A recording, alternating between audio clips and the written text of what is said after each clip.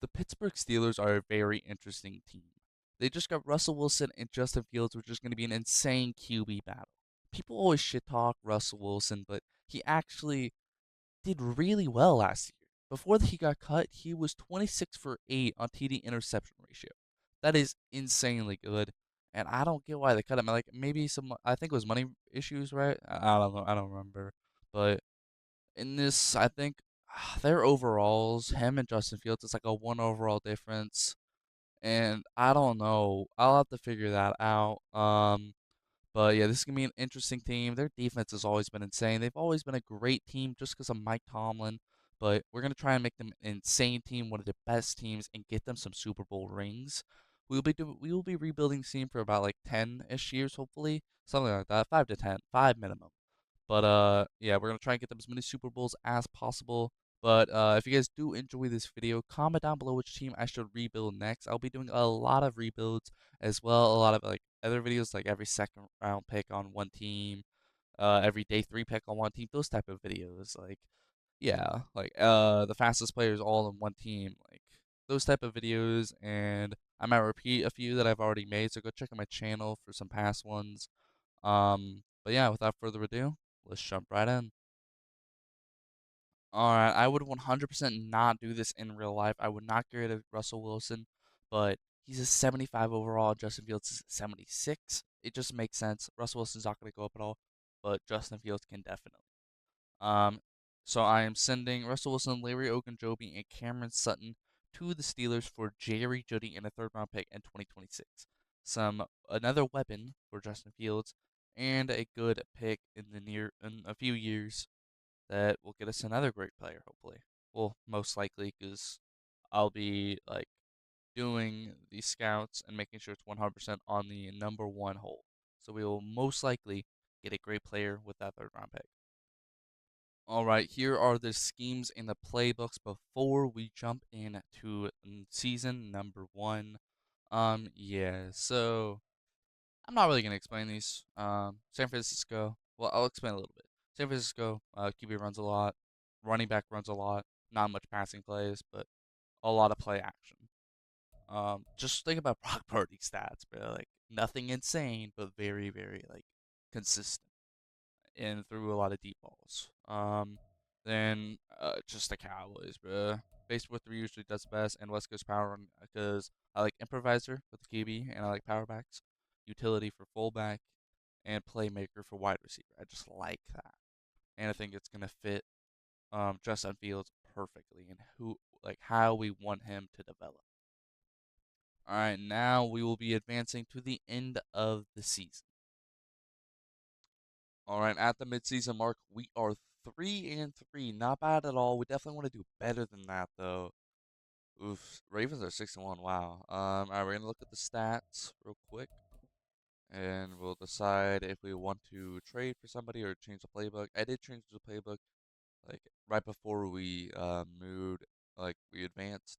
I moved it to the Bears playbook? I don't remember. I'll check after this. But Justin Fields at just over 1,400 yards. He has 7 TDs, 3 picks, 65% pass completion percentage, 7.8 average. Not bad at all. Sacked 9 times so far. That's not bad stats at all. Rushing, Najee is just over 300 with 4 TDs and a 3.8 average. Jalen Warren has almost 150 with 3 TDs and a 4.5 average. And then Justin Fields with about 130, no TDs but 4.4 average. Not bad at all. Um, that's it for rushing. Now receiving, George Pickens almost has 400 yards with 3 TDs and a 15.2 average. That's a really good average. Calvin Austin, what? He's doing better than Jerry Jeudy. That is insane. Well, the average is about the same, but Calvin Austin's just getting like throwing the ball more. He currently has 350 yards, with one TD and 11.6 average. Fremuth with just over 250 and one TD with a 13.5 average, and then Jerry Jeudy with almost 200, two TDs and 11.2 average. Not bad at all. Now we got defense. Patrick Queen has 33 tackles, Holcomb with 26, and Watt with 23. Player with the most tackles for losses, Cameron Hayward with 5, then TJ Watt 4, Alex Smith 4, and then Keanu Bennett 4. Then for sacks, TJ Watt has already 8.5, Cameron Hayward with 4.5, and Alex Highsmith with 3.5. Not bad at all either. Then last but not least, interceptions. We've not gotten a single interception. That is depressing, bro. No way. I might have to change this defensive playbook too. Jeez, we're allowing a lot of pressures, but how many deflections do we have? Cole Holcomb with 4, bro. That is so sad. We suck at we've been really good at the run, but not good at the pass at all. Here, let's look at these team stats. Offensive yards 20th, defensive yards first, then points scored 22nd, and then points allowed second. Okay, our defense is actually doing really well. It's just our offense is really just holding us back. Um, Wait. Yeah, let's see how many passing yards we allow. Let's see. Oh, we're allowing the least, but we're not getting any turnovers. That's just the only thing that's happening. Like, I mean, we're still doing well. That's all that matters. Doesn't Stats aren't the only thing that matter. Um, yeah. Wait. Let's see how well we did this last game and the game before that. All right. So against the Rams, Justin Fields had almost 300 yards, 3 TDs, 0 picks, 0 time sacked, 72%. Jalen Warren had just over 110 yards. Wow, these look good. That is nice look at George Pickens. Did do pretty well. It just didn't get open that much. Um, yeah. Offensively, we actually did really well against the Rams. Let's see about the game before that versus the Ravens. No picks, but no TDs. Or no TDs, but no picks. Yeah, this doesn't look bad. I mean, it is the Ravens defense. It didn't get like it got a little worse, but it's still the Ravens defense. Like, still a great defense. Yeah, I like these. I like these stats. For the Rams, though, how many rushing yards did Justin Fields have? 4 for 18. Not bad at all. Yeah, I don't think I'm gonna change anything. And we're just gonna keep it like this. We got a decent offense, like rating wise. It's just we gotta start to do well. Like, just play consistent and actually put some points on the board. But yeah, now we're going to be advancing to the end of the season. Hopefully, we make the playoffs, year number 1. All right, so we ended off 11-6. Not bad at all. We made the playoffs. That's out. That's all that matters. We are the sixth seed. That is actually crazy for 11-6. The Ravens got number 1. 2 is the Bills. 3 are Colts. 4 Chiefs. 5 Dolphins. 6 us. 7 Bengals. And then from the NFC, number 1 are the Cowboys. 2 49ers. 3 Packers. 4 Panthers. 5 Lions. Eagles 6. And Saints number 7. I guess my predictions for these are Bills win that. We win that. Chiefs win that. 49ers win that. Eagles win that. And the Lions win that. How did the Panthers make it? What the fuck? Uh, how did the. I didn't even realize. I didn't even notice. I just said it out loud. Or the Saints. I mean, the Saints are the number 7. I can't speak. The number 7. I might have to restart that. Fuck. Why am I. So we went 11-6. Not bad at all. We made the playoffs. That's all that matters. We didn't do horrible, but we didn't do insanely good. Better than I thought we would, honestly. But we are the number 6 seed. Y'all can pause the video if you guys want to see all these. The Panthers got the number 4 seed. That is insane. They won the NFC South. I mean, NFC South is pretty easy, but at the same time, wow. Like, they beat out the Saints, some of the other teams. They were like fucking like 3-14 last season, bro. That is insane. Now let's look at the stats. I feel like we can definitely win this Colts game. I'm not gonna say we're gonna instantly win it and it's easy or anything like that. It's definitely gonna be a hard matchup, but I think we will pull ahead. But stat-wise, Justin Fields had almost 3,400 yards with 22 TDs and only 8 picks. Not great, but not bad at all. 65% pass completion percentage, 7.8 average, sacked 35 times. Jesus. It was like fucking sacked. He was like sacked like 8 times at midseason mark. Jesus. What the fuck just happened? Like, what happened, bro? Then Najee Harris has just over 1,300 yards with 7 TDs. Justin Fields with almost 500 yards and 3 TDs. And then Jalen Warren with almost 306 TDs. A lot of yards from Justin Fields right there. Now we got receiving. George Pickens doesn't even get 1,000 with 11 TDs, 14.8 average. He just didn't get the ball much. It was all very spread out, all the receptions. Calvin Austin, he's second on the list. Wow. With about 650 yards and 2 TDs. Jerry Jeudy with almost 650 and 2 TDs. And then Pat Freiermuth with almost 604 TDs. Wow, not bad at all. Defensively, Patrick Queen had 114 tackles. Wow, that is insane. Cole Holcomb with 94. Dante Jackson with 77.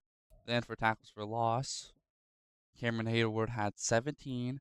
TJ Watt with 14. And Alex Highsmith with 14. The sacks, TJ Watt had 20. He might win Defensive Player of the Year. Alex Highsmith, 12.5. Cameron Hayward, 6. Then last but not least, interceptions. Minkah Fitzpatrick had 2. TJ Watt with 1. That's actually surprising. What? He got a pick. Wow, that's actually crazy. DeMonte Kazee at 1. Patrick Queen at 1. And last but not least, Joey Porter at 1.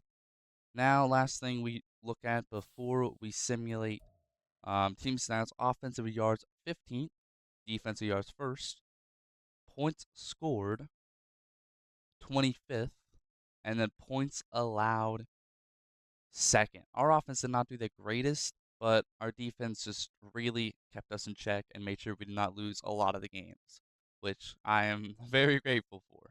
All right, we are sending our second round pick that we just got, a fourth round pick this year, a third round pick next draft, and then a third and a fifth the year after that, for the first round pick.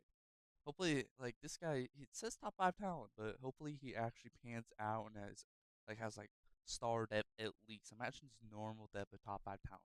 That'd be depressing. But we just gave up a decent amount just for this tackle. He's 6'7", 22. Like he looks so good. He's a top 5 talent, but I just really hope it actually works out. We got a right tackle, Jimmy Sharp. He's 6'7", but he was not as great as I thought he would be. Only a 72 overall. Then we got the corner, who was a top 5 talent, 78 overall. Both of these guys are normal dev. I love that. Then a 6'6" wide receiver, who's a 69 overall. Nice. Then we got Strickland, off-ball linebacker, 71, and a punter, 70. The only person actually here that has hidden dev, I believe, is Grant Smith. Wait, does Strickland have it? No, he does not. We got really lucky. it, it's so fucking annoying. Literally top 5 talent, normal fucking dev, bro. And this guy, he's not gonna go up at all in dev. Yeah, just unless he wins best O line, but I don't know about that. He's at 72 right now. I don't know if he's gonna win that anytime soon. mm, bro, he could. Alan Williams could definitely win Defense Rookie of the Year and get a development trait. 95 speed. That's one of the main reasons I got him. Plus, I knew he was top 5 talent. But yeah, let's see who was the best in the class. The corner that I fucking wanted was stolen right before my pick, bro. I, there was a corner that I wanted really bad, but yeah, let's see what he is. What was he? Levi Lockhart was a 79, bro. Bro, he just looks so sexy, man. Hidden dev, too. Okay, I might as well just look. Fuck, how good was he? Imagine it's like Superstar X Factor, bro. I'm gonna cry. I'm gonna fucking cry. Oh, wait. I was like, oh, start. Okay. Yeah, not bad. That's not bad. All right, let's see who's the actual best in this class. So it's probably him. Yep, it is. Then we got the second best. We got the second best player. Let's go. Then it's Ty Connor, who looked good too. He was the top five talent as well. I mean, yeah, he is in the top five. But yeah, I'd say we did pretty decent. Like we got some roles filled out, like some holes. Yeah, here. Yeah, I'm gonna move around these players to how I want it, like how where I want them to be, and then I'll show you guys the roster before year number two. All right, this is what the roster looks like. I'm with Samalo, and I think James Daniels is actually right where he was before. I moved Samalo. Wait, yeah, I moved him left tackle. Then I moved Roderick Jones to left guard. I don't remember where Samalo or Daniels were before, but yeah, Jimmy Sharp will be starting. Grant Smith will be starting.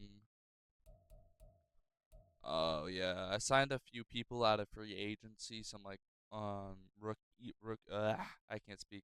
Undrafted rookies. Like so, I got this fullback. I got this star development guy. Yeah, I got a few guys, just to help out the depth. I also got two new or new kicker. Where is he? Yeah, Cameron Dicker the kicker. Dicker the kicker. Yes, sir. Um, what else did I? Oh yeah, and then here's the defense. Here's the defense. We got Jack Gibbons.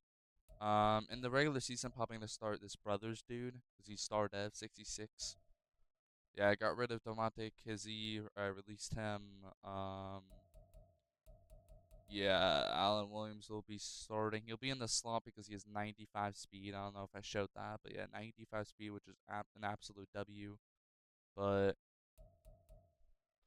yeah, hopefully we can do a lot better this upcoming season. I feel like we got decently better. We filled some holes. Like they aren't like except for Alan Williams, they're not gonna instantly do well for us. But it's just some long term pieces that will help us long term. Yeah, but it'll help. Yeah, they'll help us get to more Super Bowls in the future. Definitely. All right, at the midseason mark, we are only 3-4. That is not good at all. But I mean, we can definitely come back from this. We can definitely still make the playoffs. Let's look at these stats. Joe Burrow's first round at 2,100 yards, and I saw that they are 5-2 at the moment. But Justin Fields is just over 1,300 yards, 9 TDs, 5 picks. That is not good. 69% though, which is really good. 9.4 average yards per game, not even 200. Oof. Then rushing, Najee has almost 600 with 8 TDs. Justin Fields is just over 250 with 2 TDs. Receiving, George Pickens has just over 400 and 3 TDs, and his average is 20.3. Yo, what the fuck? Then Jerry Jeudy with just over 340 and 4 TDs, and then Pat Fairmouth with huh, with just over 220 and 1 TD. Not great at all. Um, where's the rookie? Grant Smith, who he's not doing. I mean, his average is good. He's just not getting the ball that much. Like we're gonna make sure Calvin Austin is not playing whatsoever. Um, Now defensively, Patrick Queen almost has 50 tackles already. Cole Holcomb with 44. Joey Porter with 43. It's very spread out. Wow. Then tackles for loss. T.J. Watt has 10. Highsmith with 9. And Holcomb with 4, as well as Williams and Benton with 4. Ah, got something in my eye, bro. Then T.J. Watt has 10 sacks. Michael Pierce 2. And Patrick Queen 2. And last but not least, interceptions. Patrick Queen, Cole Holcomb, and Minka Fitzpatrick all have 1. Not greatest stats, but it's fine. It's good. It's good for now. Team stats: offensive yards 15th, defensive yards 30th. Our defense is not doing well. Points scored 11th. Oh yeah, without Cameron Hayward, points allowed 23rd. Ugh. Both sides are not doing great, but like offense is honestly doing better than the defense, which is insane to say. Good. Oh, bro, I want to change it, but at the same time, fuck. I'm gonna have to change it. I'm probably gonna change it to the 49ers. But I'll let you guys know before I advance. All right, I changed both playbooks. I went from the Colts to the Eagles on the offensive playbook, and then for the defensive, we went from the Cowboys to the Chiefs. Hopefully, this will help us out and actually like let us make the playoffs. 'Cause at this rate, we're not going to. But yeah, so you guys at the end of the season, hopefully, we have made the playoffs. All right, at the end of the season, we only go 8-9, and we barely miss the playoffs. Defensive points per game, 22nd. Offensive points per game, 14. Just horrible. Oh, it's not good to look at all. I hate just looking at that. Ah, it's horrible. Yeah, we'll look at the playoff bracket. Uh, I'm not really gonna. I guess I'll make my predictions. Bills win that. Bengals win that. Texans win that. Packers win that. 49ers win that. And the Falcons won that. Basically, all the teams that have the higher seed. I feel like the only ones that actually could upset the other is Jets on the Bengals, maybe, or Cowboys on the 49ers. All very possible. Now, let's look at the stats. Let's see how well we did. I don't think it was anything crazy. I don't think we won any awards at all. Just horrible season. Justin Fields is just over 3,500 yards, 19 TDs, and 14 picks. That is not great at all. But a 69% completion percentage, then an 8.5 average on each attempt. He was sacked 32 fucking times. God damn. That is insane. Actually, it's not that much, but it's still like 30 times. Najee Harris has just over 1,200 yards with 15 TDs. Then Justin Fields had just over 603 TDs. And then Zonovan Knight with almost 203 TDs. Not bad at all. These stats aren't horrible at all. Receiving, Jerry Jeudy is just over 1,000 yards with 9 TDs. Then George Pickens with just over 805 TDs. Then Pat Fairmouth with almost 701 TD. And then last but not least, Grant Smith, the rookie, with just over 501 TD. I did not think he won Offensive Rookie of the Year at all.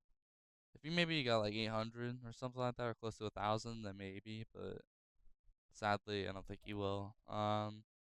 Here, let's see who gave up the most sacks. Probably like Jimmy Sharp. Oh, Isaac Sumalo, and then it'll be Jimmy Sharp. Wow.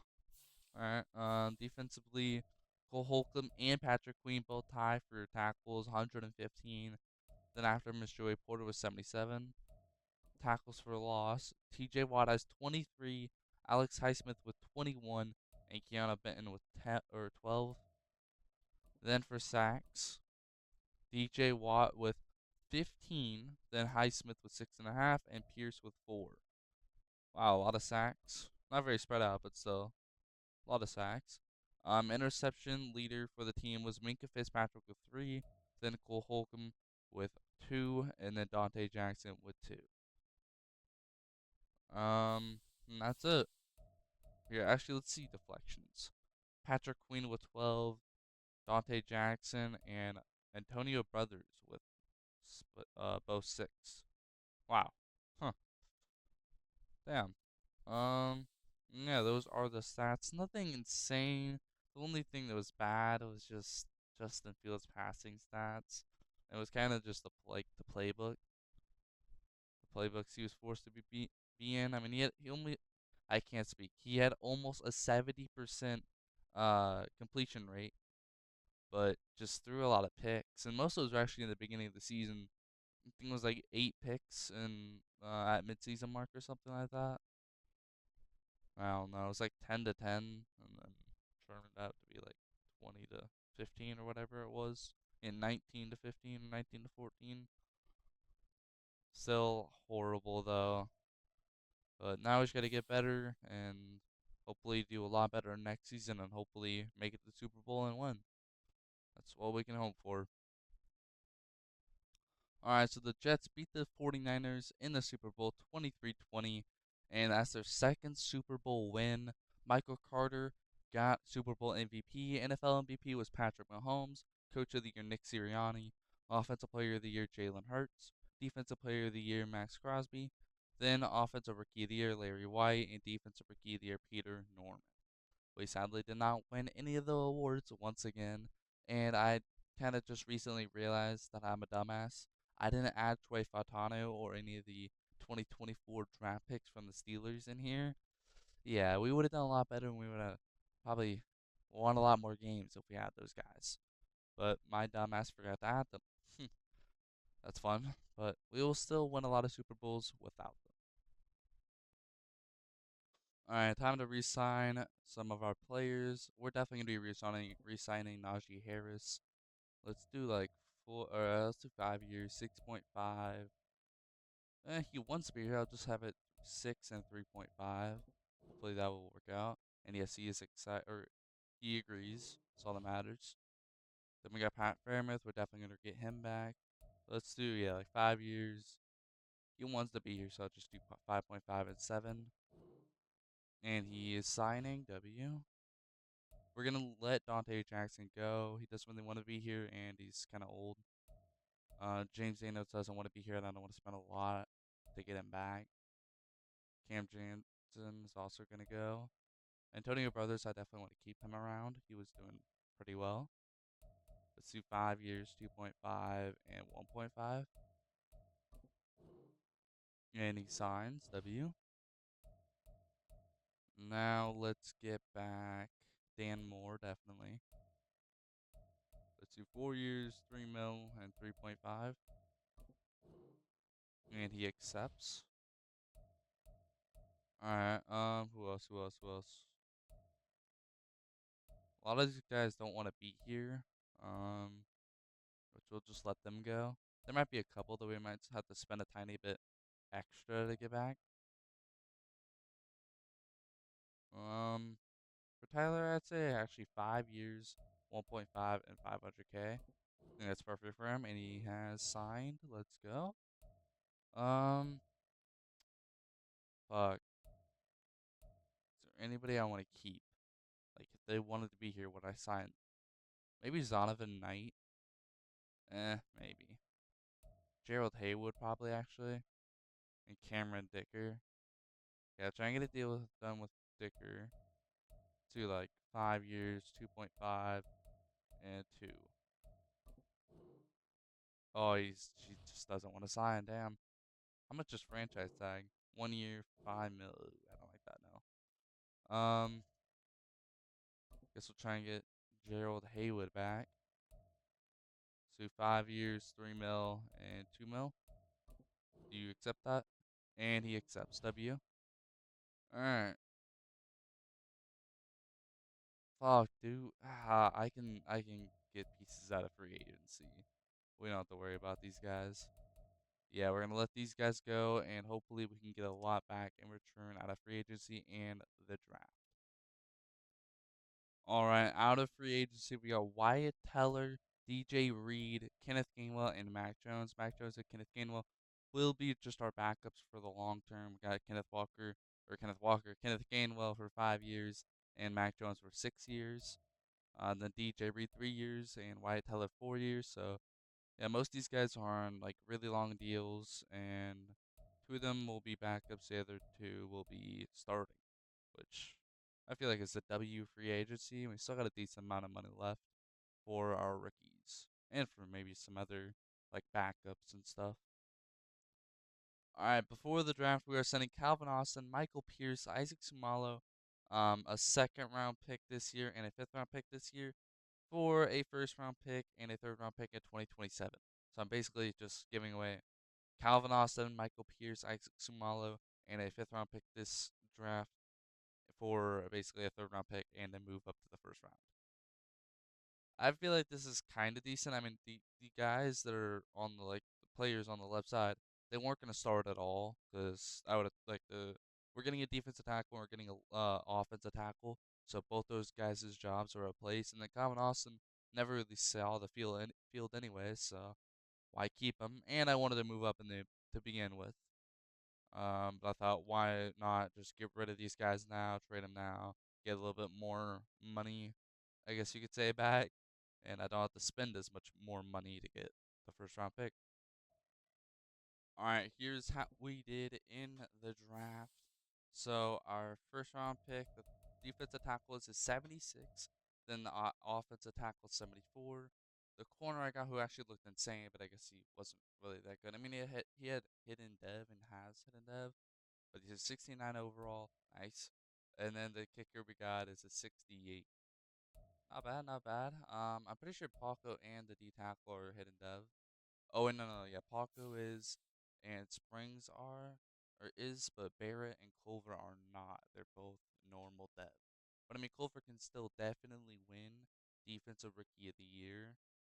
Um, but yeah, and hopefully this, I'm thinking of moving Springs to safety. Maybe he'll be great there. All right, let's see who was the best in the draft. Orlando Weaver, 79 overall, and Joseph Offord, running back. Then at edge, 77. Running back, 77. D tackle, 77. Wait, there was this one guy that I kind of like. I was stuck between him and another guy for defensive tackle. Let's see. Oh no, and normal offensive tackle. Let's see. Let's just go by normal number. I'm curious. So where was he? Where did he go? The defensive tackle after I picked. He's a 75. Okay, and then the tackle that went right before I could get him. I kind of wanted him. Wait. Oh no, wait. Oh, Benedict. Yeah, wait. Okay, so they're both the same. All right. I was thinking because I was in between about Benedict and Paco, and then I just chose Paco, and I mean they were both the same overall. Hopefully, I feel like I got the better one. Hopefully, wait. Does Benedict have hidden dev? He does. But I mean, the pass protection looks ass, and he's a tackle. So the Bengals did not really solve much. The tackle I got, his archetype is pass protection, so that is an absolute W. But I'd say we did pretty well for the draft. We filled some holes once again, but yeah, I actually feel good about this season. I changed the playbooks a tiny bit to ones that did well last season. So hopefully we do well. I'm gonna generate best lineup. All right. I think I'm gonna honestly just move Paco to right tackle, and then I have more at left tackle for now. Eh, nah, Paco. It's literally a one overall difference, and Paco's gonna upgrade hopefully soon. More. Okay, so Paco's at 70 pass protector, and Moore's at 69, so it doesn't really matter. Both are not very good at pass protection, but yeah, we're just gonna keep Paco there. Hopefully he can develop and be good. What happened to that wide receiver that we got? Oh no, it wasn't a wide receiver that we got. It was a corner, right? Yeah, it was the corner. We're gonna have to see what overall he is at safety. Where is he? Oh yeah, he's a 69, so he's not even on this list. We're gonna have to go into NFL rosters. Um, yeah, worst case scenario, we can just move Williams to strong safety, and then move that corner to corner number 3, maybe. Yeah, he has hidden dev, and he could be insane, but yeah, I'm willing to start him at strong safety. I don't know about third string corner though. Here, let's see. Where is he? He's right here. All right, let's see. What is his over? He's a 69 right now. What is his overall at strong safety?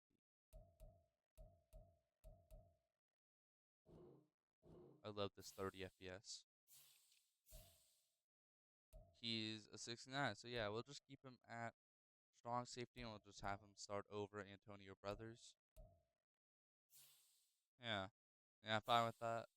Hopefully he can do well, and hopefully he can win Defensive Rookie of the Year. I don't think we're gonna be running Offensive Rookie of the Year with fucking a tackle, and that's really it. So I don't think I don't think we're winning Offensive Rookie of the Year, but we could definitely win Defensive Rookie of the Year with this D tackle and with this safety. I think it's still very possible. Well, not still, because the season hasn't even started yet, so we can't even make a valid prediction. But yeah, I'll see you guys. Is there anything else? Yeah. I'll send you guys. I'll see you guys at the midseason mark. Hopefully, we are on track to make the playoffs.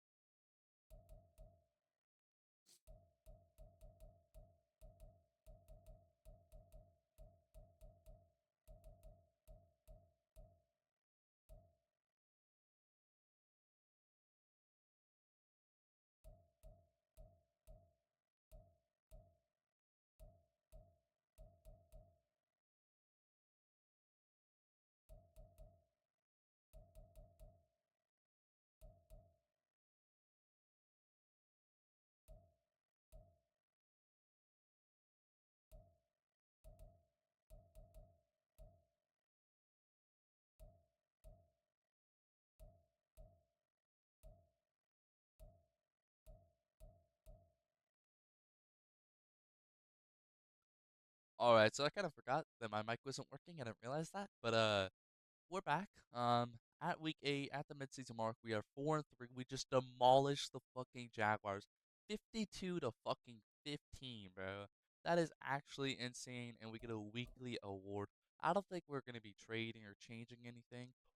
Allen Williams, 5 tackles, 2 picks, and 2 TDs. He had 2 pick 6s in that game with 5 tackles. Wow, that is fucking crazy. Wow, he added 14 points to that. Without him, we would have been at 38 points. Wow, he's he only has normal dev, but he's been helping out a lot. He's like an 85 overall. No, it's a great addition, but yeah, I don't think we're gonna change anything. Let's look at these stats though, see how our players are doing.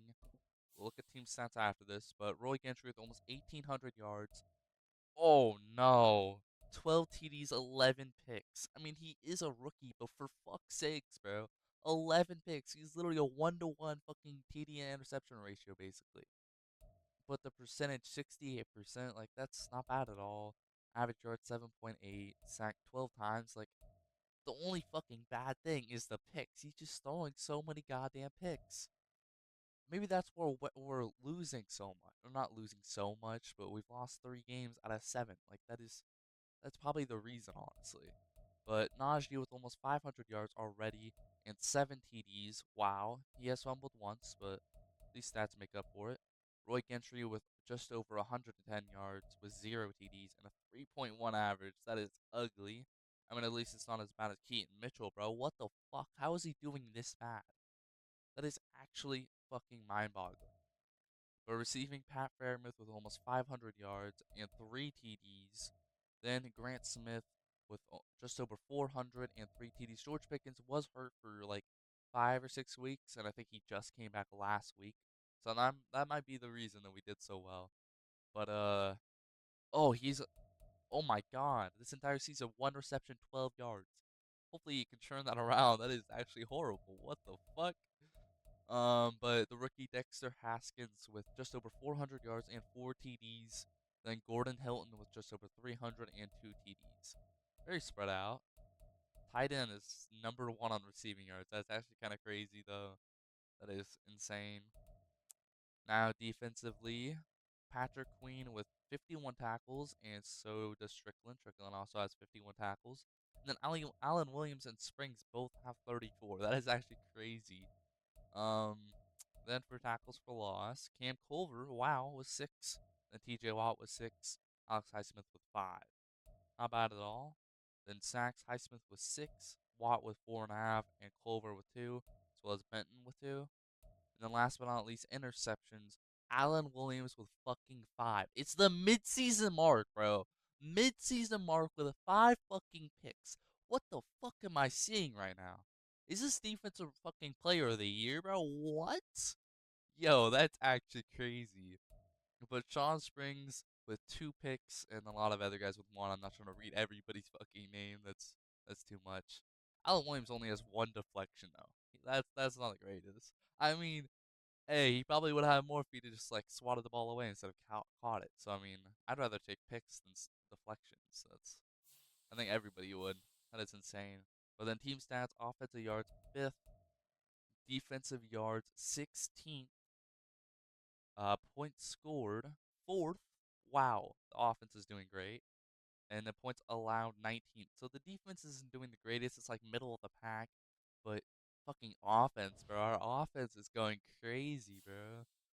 We might have to move the defensive playbook, maybe, but I am sticking with it right now. We are doing very well. Wait. What are our average points per game? 22. Oof. Oh, that's not good at all. Yeah, that's not great. But hey, we're winning. Like not winning, but like we have a positive record. That's all that matters. All I want to do is make the fucking playoffs for once. For some reason, we just haven't made the fucking playoffs at all. But in like 3 years, 3 straight years, we did not make the playoffs with actual good playbooks. It makes no sense. But hopefully this fucking time we can actually make the playoffs. That'd be actually great. But yeah, we're not going to be changing anything, and we're just going to advance to the end of the well, at the end of the season, we missed the playoffs once again. I think that was like a 4-game losing streak.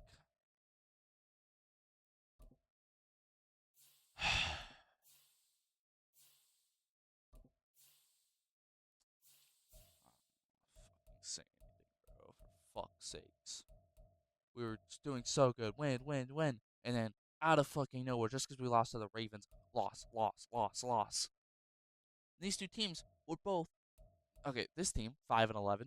This team 6-10, something like that. Like 5-10. Both fucking shitty ass teams, and we lose. I think this was an overtime, but still, we were at home against the fucking Giants, and we lose 35-6.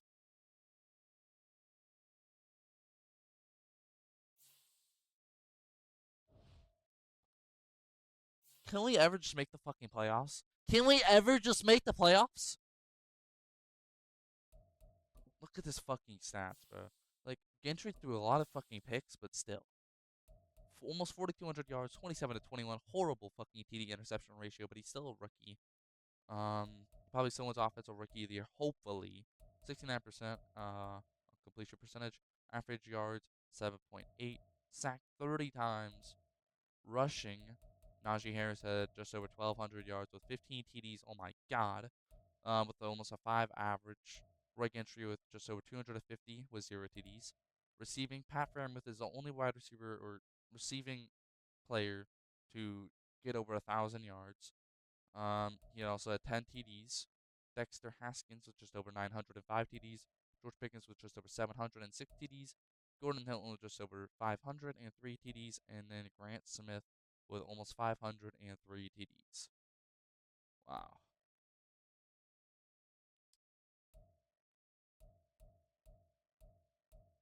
Just fucking great. Just fun. That's so. The stats aren't bad. We just fucking. Colt Strickland almost 120 tackles. Patrick Queen with 110. And Alan Williams with 90. Oh my god, Alan Williams, 90 tackles, 5 tackles for loss, 6 interceptions, and 4 deflections, bro. He might win Defensive Rookie of the Year. Or not rookie, but Defensive Player of the Year. Tackles for loss, TJ Watt with 15, Cam Culver with 15, and Alex Highsmith with 14. Then for sacks, Alex Highsmith with 20, TJ Watt with 14.5, and Cam Culver with 6. Then last but not least, interceptions with Alan Williams with 6 picks, 2 picks for Patrick Queen, 2 picks for Sean Springs, and 2 picks for Joey Porter. Not bad at all. Then we look at team stats: offensive yards 12th, defensive yards 10th, offensive points scored doesn't tell us, but I think it's like top 10, and the points allowed 11th. Like, look at these fucking stats. It might just be that we're in the fucking AFC North of all divisions, bro. Holy fucking, that was that like 3 fucking seasons in a row of not making the fucking playoffs while having an 85 overall plus fucking team, bro. I'm about to crash out, bro. Holy fucking shit. There's no fucking way. Wait, can I see the past records? Coach stats. Can I see that? Here. Where are we?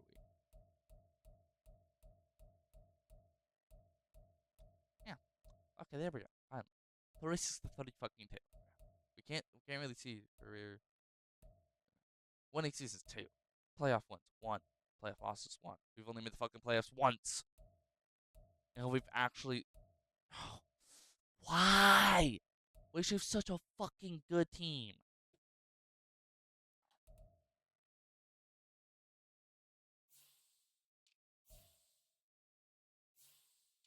That's a regular season. Oh, it's just the same exact fucking stats. Where can I see the fucking our past fucking seasons?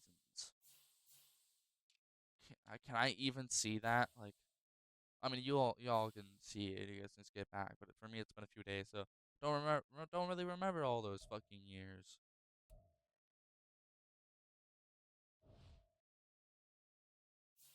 So year one, I think we made the playoffs. Year fucking one, and we won 1 game. Or was it the second year? I think it was the second year. So year one, we got like 8 and 9. Second year, we got like 10 and 7, and went to the playoffs. Got one win, then lost. Then the past two fucking or like 3 fucking years, we just gone.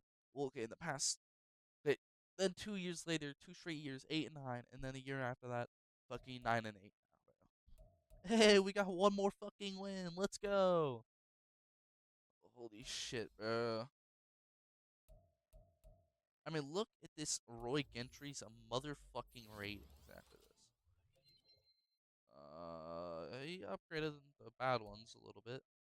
Break sack 67, under pressure 79, awareness 74. But then you look up there, 89 short accuracy, 86 medium accuracy. Why is he throwing so many picks? Like under pressure is not horrible. Throw on run isn't horrible. There's no way it's the awareness. The accuracy is fucking insane.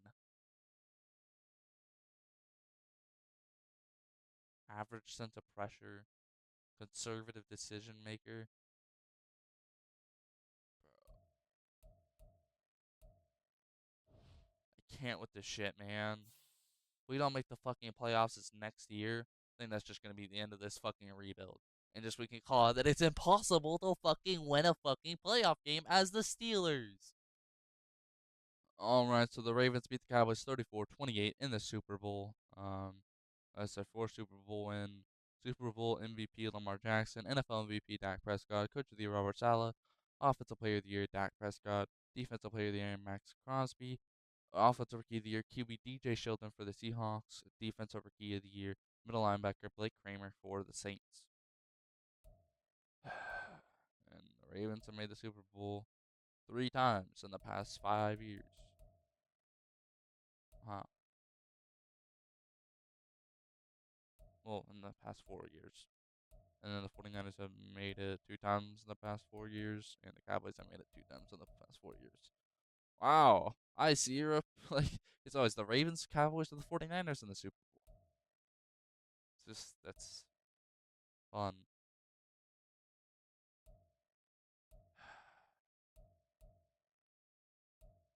I can't with this. And then almost every fucking year, it's Max Crosby, bro.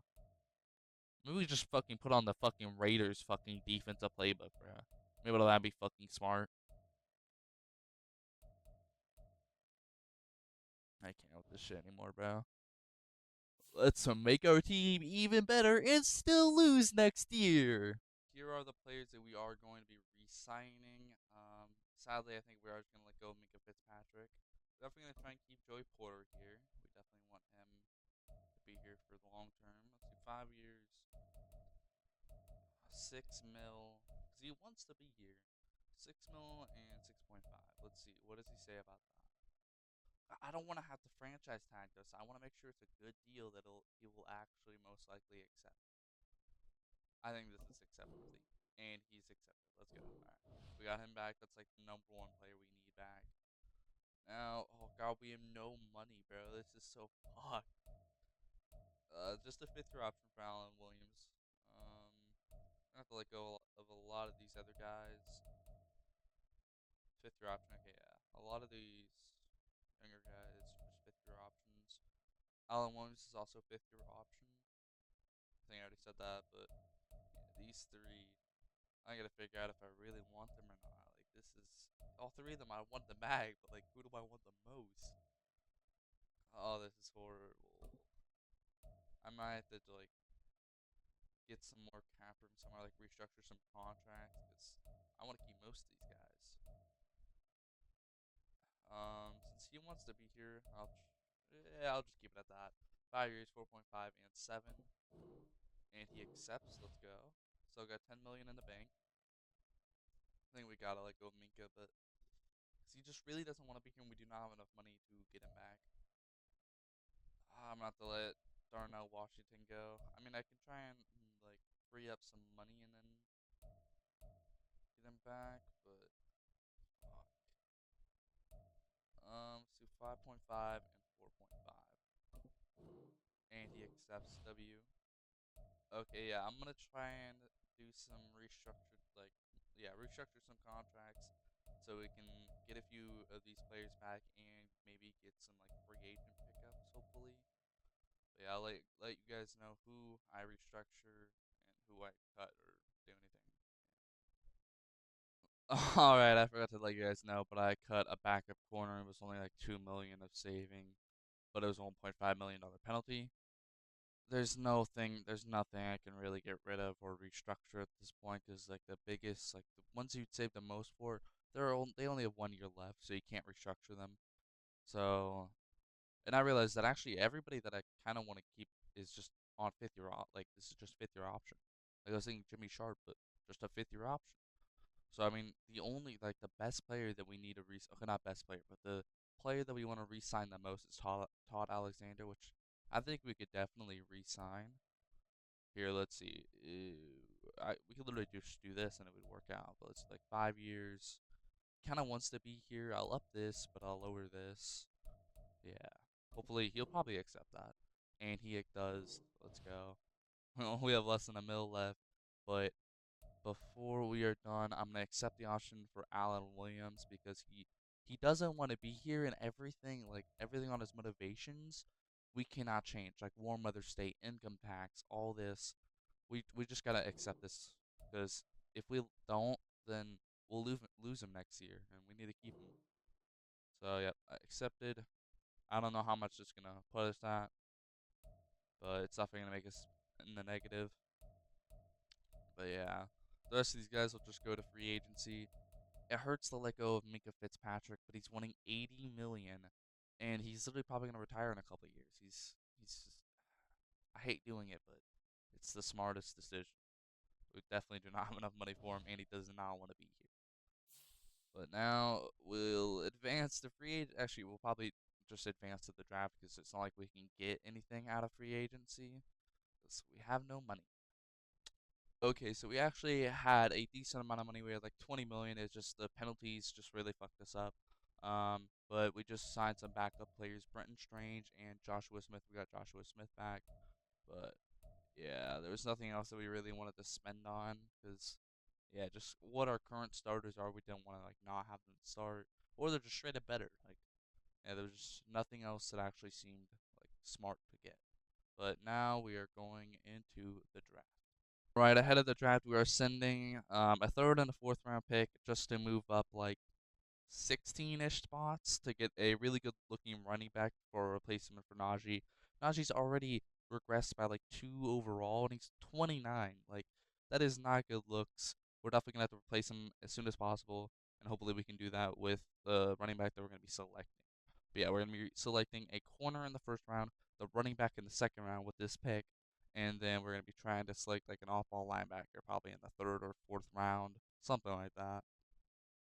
All right, here are the players that we drafted. So the corner that we got is a 78. Let's go. That's actually really good, and he's hidden dev. Then we got Nod, the running back, who is a 76. Very good. Off-ball linebacker 73. Another off-ball linebacker 63, and a tight end 65. Oof.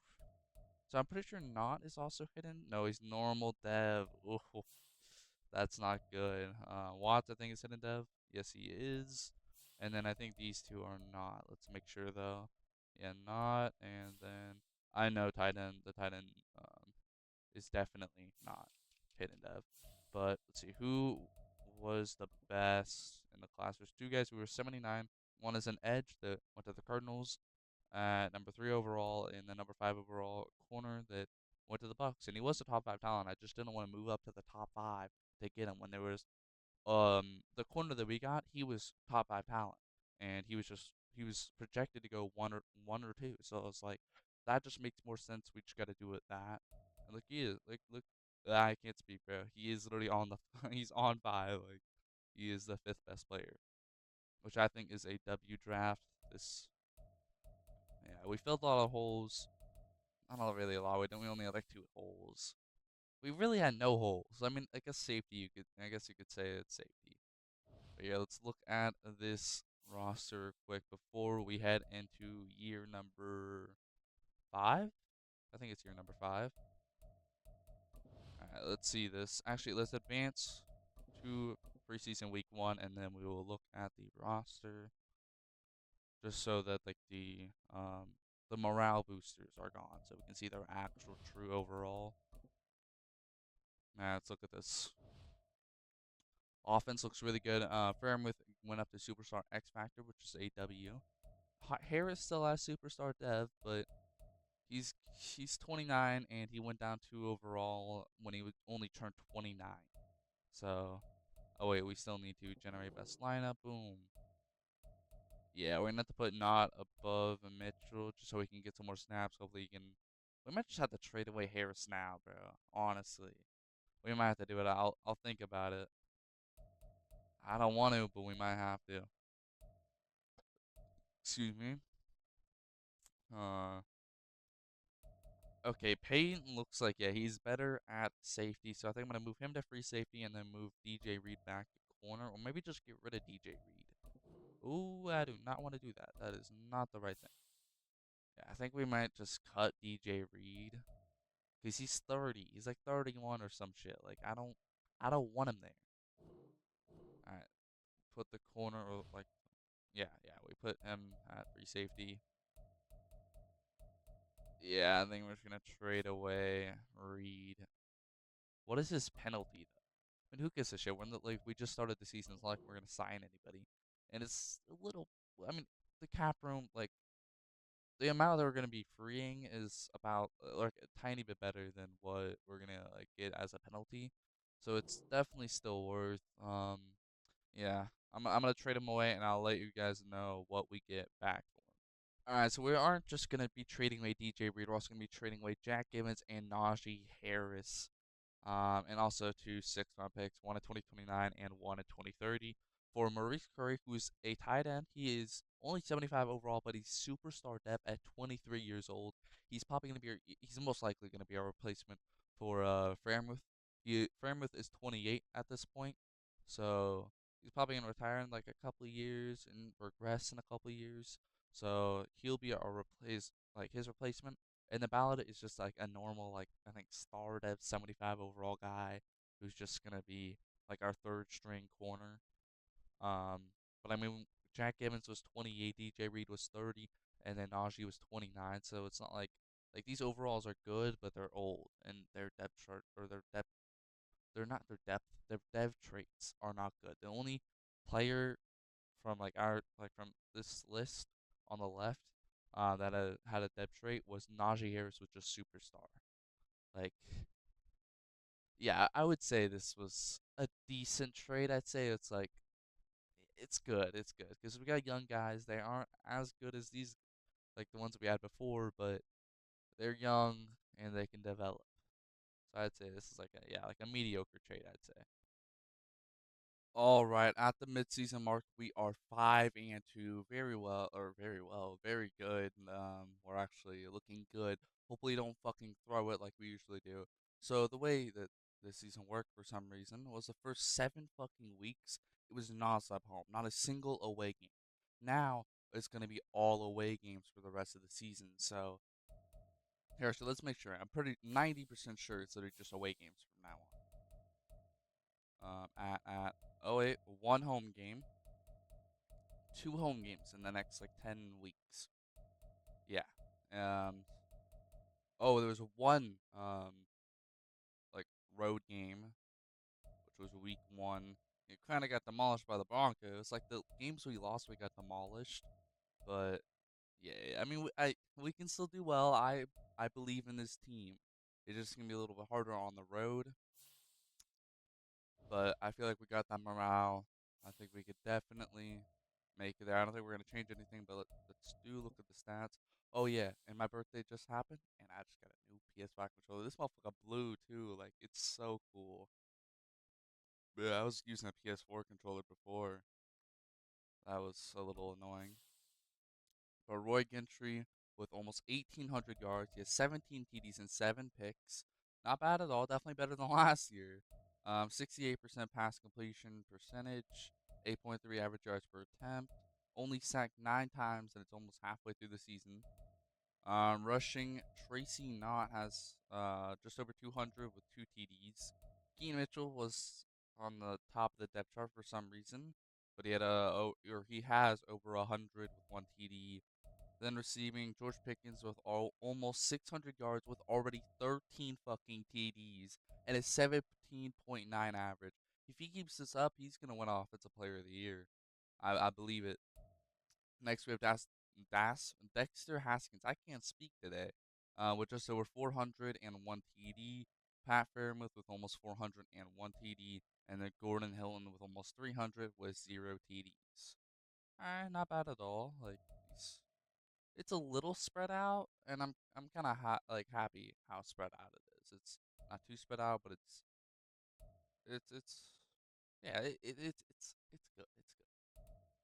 Now we got defense. Patrick Queen has the most tackles with 54, then Colt Strickland with 44, and then Porter with 43, as well as Allen Williams with 43. Then for tackles for loss, T.J. Watt with 12, Cam Culver with 10, and Alex Highsmith with 8. Then sacks, Alex Highsmith has the most with 4, then Strickland with 2, and Watt with only 1, and then Eddie Watts with 1. That's crazy. Watts and Watt, but that's kind of crazy. Interceptions, only 2 total. Allen Williams with 1 and Joey Porter with 1. Does not look very good. But I mean, hey, we're winning. That's all that matters. That's all we should be worrying about. Team stats: offensive yards 15th, defensive yards 31st. Ooh, we might have to change the defense like later on if we get if we go on a losing streak. We might have to. Points scored 16th and points allowed 29th, bruh. This is the Chiefs' defensive playbook, which usually does well for me, but this is not doing well for us right now. We, I'm gonna change it now. Actually, I got a lot of things to look at. Ooh, weekly award. Forgot to look at this. Joey Porter with 9 tackles, 1 pick. So we would have only had 1 total interception before like week 7. That's not the greatest. Here, um, yeah, I'll let you guys know what I change. Actually, I think I already know what I'm gonna change it to. It's either gonna be the 49ers or the Cowboys. Here, let's see whose defense is doing better. I mean, the 49ers have an insanely stacked defense. Same with the Cowboys. So yeah, I don't know if it doesn't. Yeah. Cause like those cause sometimes the defense does well not because they have a great playbook, but because they have an insane fucking defense. It's like a total yard, so the lowest. Saints. Yeah. Wow, the Saints and Broncos are just doing really well defensively. I might actually have to do the Broncos because they don't have the greatest overall on their defense, and yet they're doing so well. Yeah, I'm gonna try the Broncos, and they're 4-2. We're gonna try the Broncos defensive playbook. If it doesn't do well for the first 3 weeks, then we will change it. Yeah, points allowed so far by our defense is 25, bro. Literally, our points per game on both of those, our offensive points per game is less than our defense points per game. That is not good looks, especially going into this Ravens game. That's sketchy. All right, yeah. So I'll be changing the defensive playbook to the Broncos. Um, but yeah, see you guys at the end of the season. Hopefully, we have actually made the playoffs for once. I kind of forgot it that this. I forgot it. I really can't speak today, but I forgot that the scheme of the playbook had the match, so we can't do the Broncos because they're 3-4. So we're actually gonna be doing the Saints, which they also have an insanely like good defensive playbook, I'd say. I mean, we already saw it. Like they're doing great defensively, but who knows if that's just their roster or their playbook? I guess we're gonna have to see. All right, at the end of the season, we go 10-7, and we actually finally make the playoffs. I can't speak, bro. I really can't. But we are in the wild card. We are facing the Jaguars. Here is the playoff bracket. We got the number 7 seed. We barely clinched the playoffs. That is insane. Seahawks number 2, yes, hey. Vikings number 6. Saints number 4. Raiders number 5, Patriots number 4, Titans 6, Broncos 3. Broncos beat out the Chiefs. That is kind of crazy to say out loud. The Chiefs are not in the playoffs. What? No, that is actually kind of crazy to say. What the fuck? Let's look at these stats. George Pickens, he must have had. Oh, I know he had like over 1,300 yards. Little spoiler, but as you can see, he's not on top for receiving leaders, sadly. But okay, so Roy Gentry with almost 4,400 yards, 29 TDs, 10 picks, almost a 3-1. That is W. That is a W. Completion percentage is 69. Nice. Average yards per attempt is 8.7, and he was sacked 29 times. Not bad stats at all. Really good. I don't think he's going to win the MVP at any. I mean, maybe best QB in the AFC. I could definitely see that. Rushing though, Tracy not the rookie. He almost got 750 yards with 15 TDs. Yo, he is winning Offensive Rookie of the Year. Unless there was like a QB that popped off. But Roy Gentry with almost 300 yards with 1 TD. And the Keaton Mitchell with just over 203 TDs.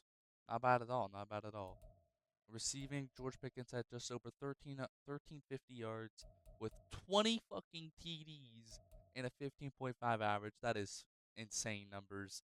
Then we got Dexter Haskins with almost 902 TDs. Then Fairmouth with almost 804 TDs. And the last but not least, Grant Smith with just over 601 TD. And then yeah, Gordon Hilton was hurt for like 9 weeks, so he almost got 400 with zero rushing or zero TDs and 9 games. That's not the greatest stats, but I mean he was like second or third on the list, so wasn't put in the greatest spot. Then defensively, Patrick Queen had the most tackles with 124. Then it's Strickland with 107. Then it's Springs with 94. Then for tackles for loss, T.J. Watt had 21. Highsmith with 16 and Culver with 15. Then for sacks, Highsmith with 12, Watt with 9.5, and Culver and Strickland with 3. Not bad at all so far. And then Allen Williams with 2 picks, Strickland with 1, and Porter with 1. Did not get that many turnovers, but hey, it's all right. We still did pretty well. Joey Porter with 12 deflections and 2 forced fumbles. Wow. We forced a lot of fumbles, though. 3 forced fumbles by Patrick Queen. And so we forced 5, we only got 3 though, which is still really good. Like forced a lot of turnovers, more turnovers than I actually thought. It's crazy that we forced more fumbles. Wait, yeah, we forced more fumbles than we did picks. That's actually crazy. That's kind of strange. But yeah, those are the stats. Now let's look at the team stats. Offensive yards 16th, defensive yards 27th. Ooh, that is not good at all. Points scored 15th. Bro, for once, our team stats aren't the greatest, but we still made the playoffs. That is so fucking weird. Points allowed 17. Like, we team stats last year and like the year before, we were going off in team stats, but we just never made the playoffs. Now we make the playoffs, but have horrible team stats, or like mediocre team stats. It's just so fucking strange. Like, the fuck? Like, what? That's so weird. But I'm gonna do this a hot opponent and upgrade the players, and then we will advance. All right, I don't think I did the. I don't think I showed the weekly award, but Alex Highsmith 6 tackles and 3 sacks. Wow, that's how he fucking. He would have had normally 9 sacks. He would have been half a sack behind T.J. Watt. T.J. Watt would have had the most sacks on the team, but just that one game got 3 fucking sacks. That's crazy. And yes, sir, Bo Nix like doing really well. Yes, sir. If you guys didn't know, I live in Oregon, and I literally live like 10 minutes away from the stadium. And I've lived in Oregon all my life in this exact city. So yeah, I've been an Oregon fan my entire life. So seeing Bo Nix do well, it's great to see. W's W's. But now let's advance through this week and let's see, do we beat the Jaguars, the number 1 seed in the wild card? We do not. We lose 31-7. Wow. Wow. Okay, the one time we actually make the fucking playoffs, we get shit on. Let's go. Oh, bro. We're actually such a good fucking team, too. Yeah, no, okay. My prediction is Ravens, Jaguar. Okay. Yeah, my predictions for the Super Bowl is, yeah, Seahawks, Seahawks, yes, sir. Ravens and Seahawks in the Super Bowl. That is my prediction. Let's see what happens. I could definitely see like Jaguars, Cowboys, or Jaguars, Eagles, or even Ravens, Eagles. Like, I think the 4 teams. and they're all have the highest C's, the ones and twos. The ones and twos are the ones that I think could make it that like the farthest. If it was real life, I guess. Well, I mean, the Cowboys suck in the playoffs, so no, I think the Seahawks would beat the Cowboys if this was real life. If this was real life, they would not beat the Saints 38-10. I, okay, actually, probably. Yeah. It's the Saints. Like, current time, what their rosters are currently, I could definitely see it happening. Um, I mean, the Seahawks are actually a lot better in this franchise who's spent multiple years in the future, but so these rosters look a lot different. There's still like a lot of the big names like DK Metcalf on the Seahawks, Lamar Jackson on the Ravens, and shit like that, but it's still decently different. But I'll see you guys at the like at the awards. Like, yeah, you guys know what I mean. Super Bowl recap. That's what it's. All right, so season recap. Cowboys beat the Broncos 41-7 in the fucking Super Bowl. They demolished the Broncos, and it makes sense. It's the Cowboys.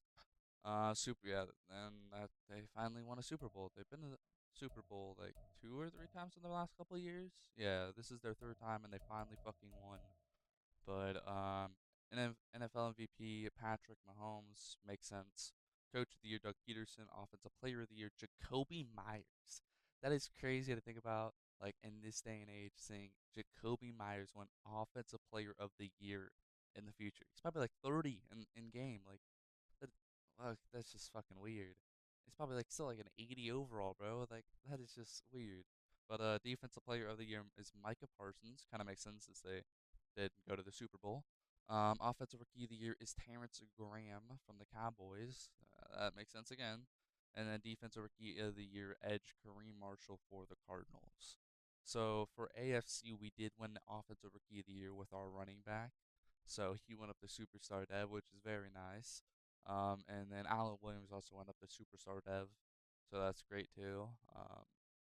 And then Alex Highsmith went up to superstar X Factor.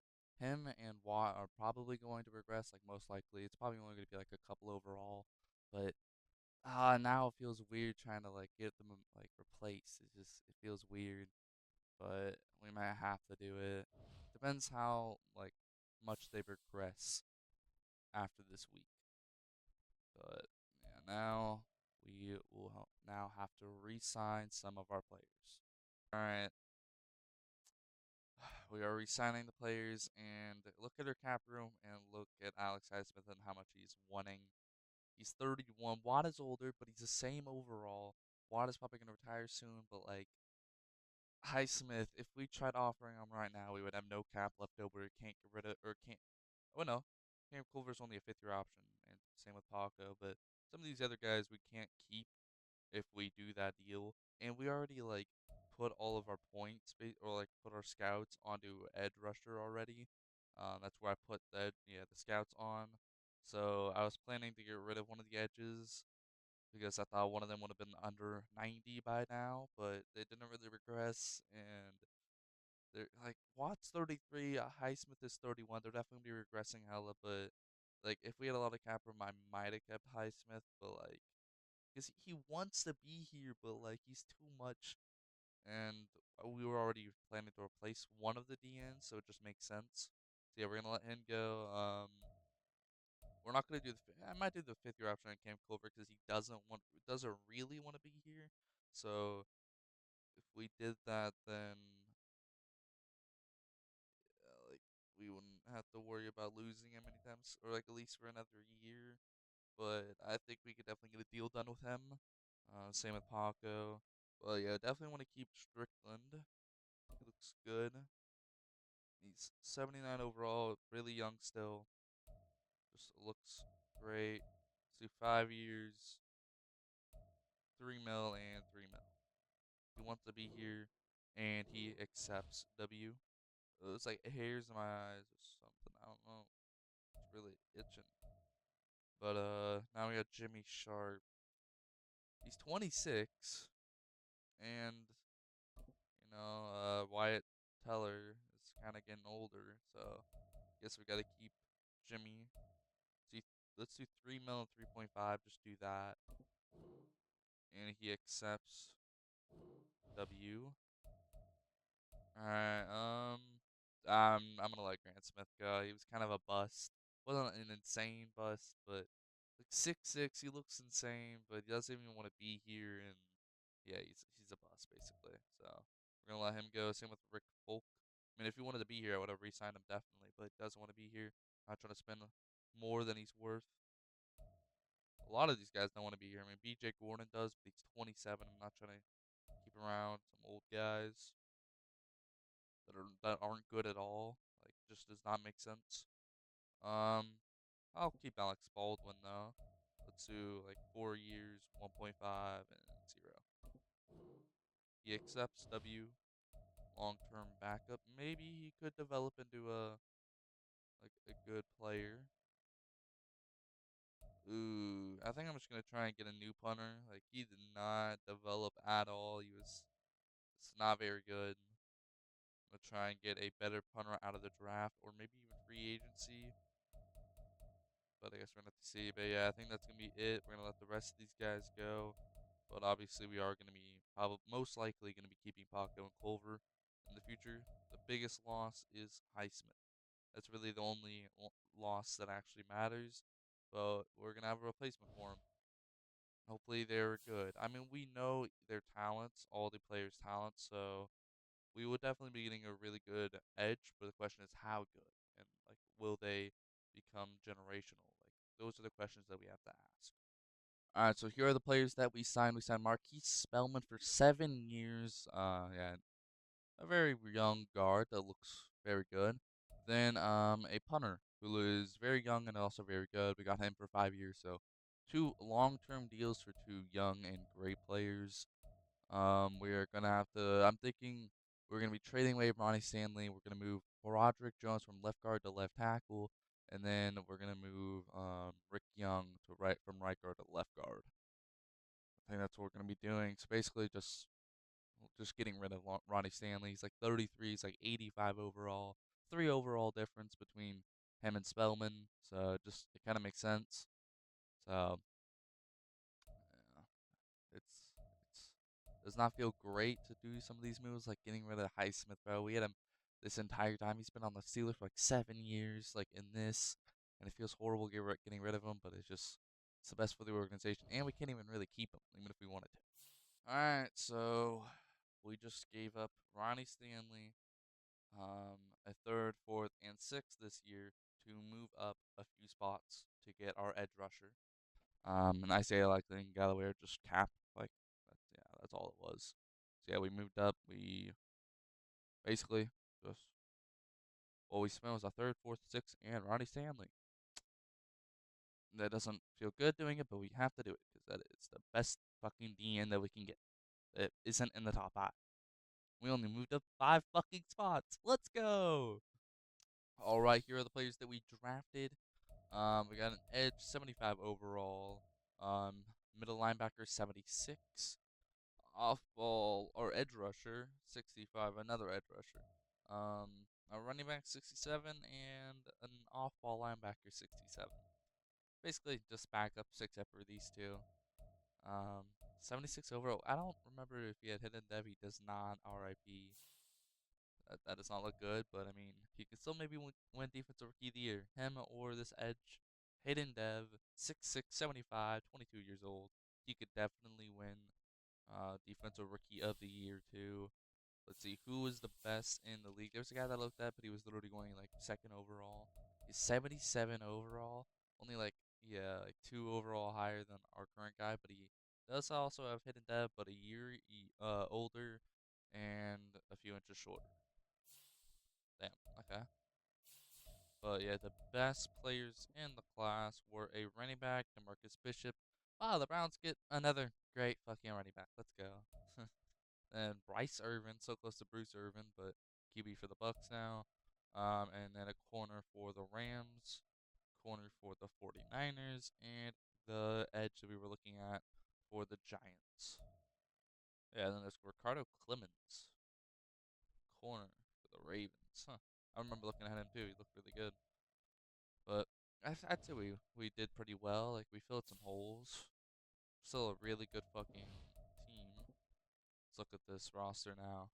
Heading into year number 6 or 7. I think it's 7. Wait, so it's 2028. Yeah, this is year number 7. Wow. Okay, yeah, maybe like 1 or 2 more years, and then that'll be the end of this video. But yeah, it's actually, I don't know why I exited out. Maybe to check the year. Yeah, that would make sense. But yeah, this offense, just especially the offense, looks insane. O-line's not the greatest, but it's still really good. And then the defense is also very, very good. Yeah, I like what I'm seeing.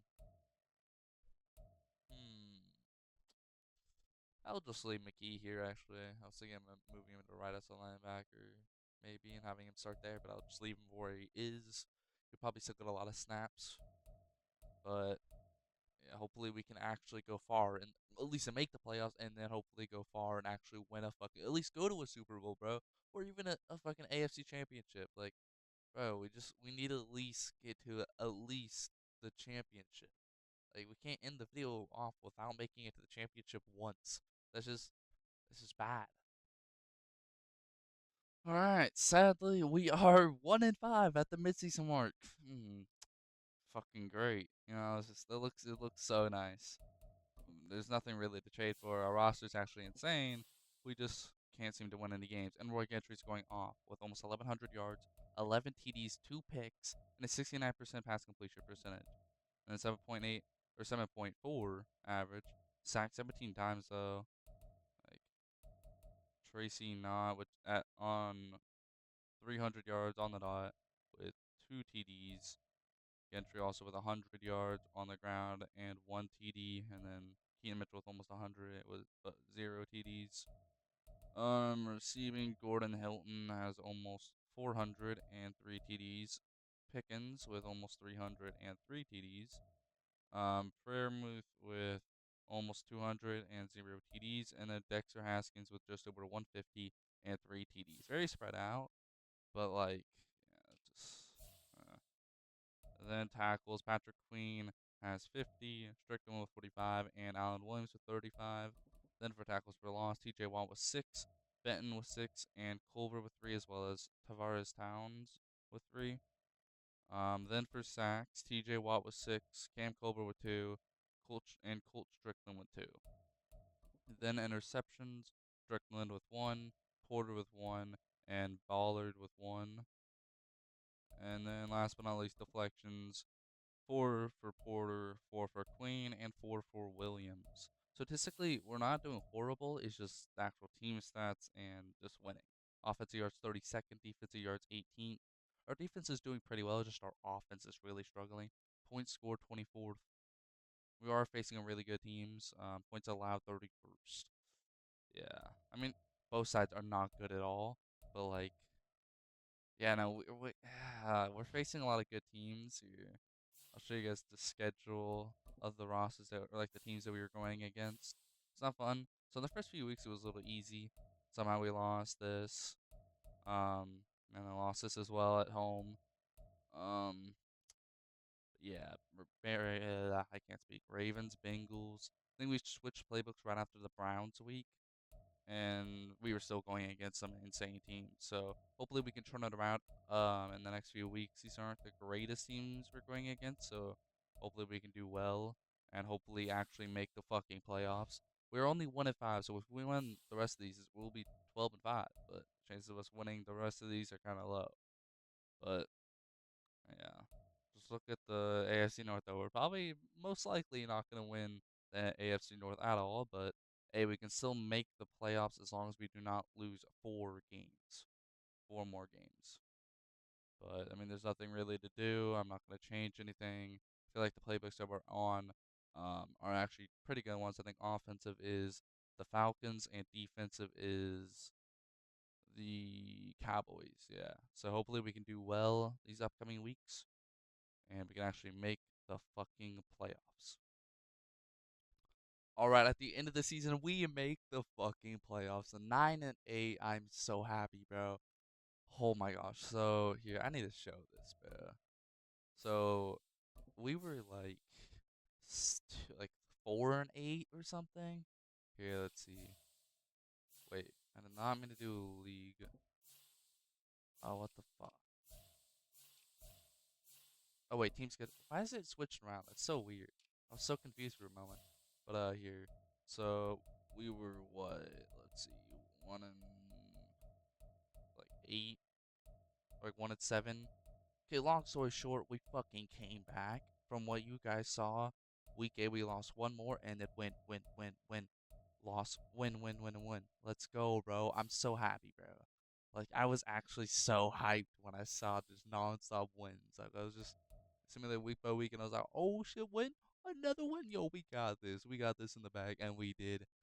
Now we have the Broncos. I am going to be watching this game. We need to watch it. We need to make sure we not win, make sure we win, but I just want to see if we lose, how we fucking lose.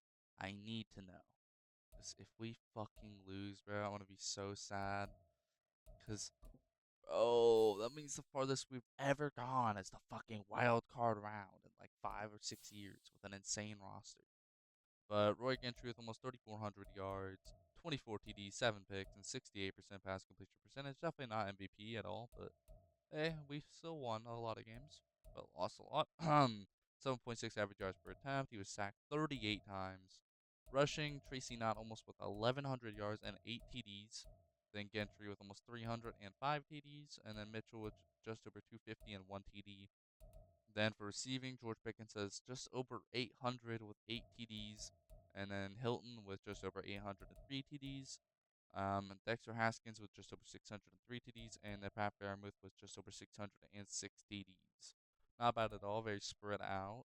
Who gave up the most sacks? I know we never look at this, but I need to know. Roderick Jones and then Ricky Young. Our left guard gave up more fucking sacks than our right tackle. That's a little crazy. That's not good at all. That's just very like not good at all. Patrick Queen with almost 130 tackles. Strickland with 93, and Alan Williams with 84 tackles for a loss. Keanu Benton with fucking 16, bro. He's actually done well for the first time in his life. TJ Watt with 14, and Cam Culver with 10. The rookie, he had 5 tackles for a loss, 34 tackles, and 4 sacks. I don't know if he won Defensive Rookie of the Year. Do not think so. But TJ Watt was 16.5 sacks, and then Cam Culver 10.5, and Sandbridge with 4. Sandbridge was hurt for a few weeks, so that was obviously not good at all. Did not help him at all. But hey, not the greatest. Even if he played those, like probably would have been like 6 sacks, like nothing crazy. Then Joey Porter with 4 picks, Charles Springs with 3, and then Strickland and Ballard with 1. And then deflections, Patrick Queen with 14, Joey Porter with 8, and Alan Williams with 8. And we only had 2 forced fumbles, which none were recovered, sadly. But still, pretty good stats. Team stats, offensive yards in 29th, defensive yards 14th. But those personal stats, they weren't horrible, but they weren't great. Points scored 18th, so the yards weren't the greatest on offense, but we scored a lot, and we did not allow a lot. Points allowed is 17th. So the only thing that was bad was just offensive yards. The rest was mediocre. Mediocre. Um, yeah. But let's see. I'm gonna upgrade these players. Oh, it's only just one. We'll just do that real quick. Boom. Let's see, what do you go up on? Awareness, change direction, and spin move. Alright. That's a rookie too. Alright. Let's jump in and watch this game. Hopefully we win. And we are at the Broncos since we did just sneak in as the number 7 seed. Oh yeah, I forgot to show the playoff bracket. But yeah, we are the number 7 seed. We barely sneak in. But let's go by quarter. Come on.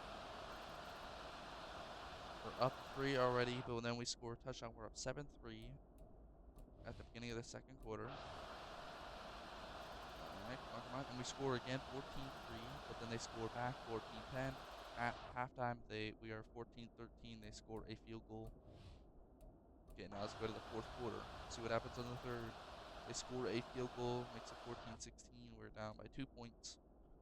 And we stop them. They're still probably going to be able to get a field goal, so they will be up by like 5 points. Yep, they'll be up by 5. Blah, blah. They'll be up by 5 points.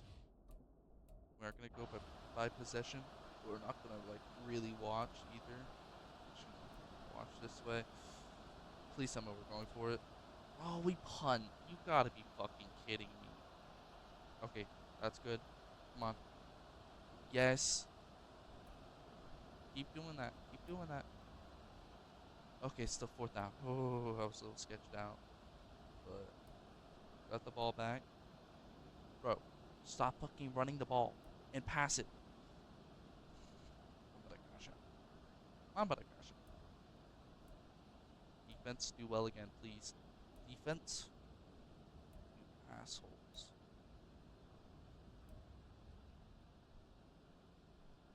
That's an ins- that's an insane storyline. The Broncos have Najee Harris and Grant Smith.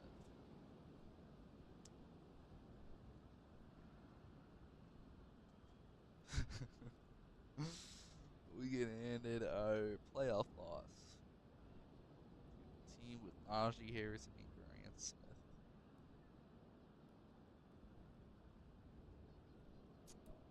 That's bitter. That's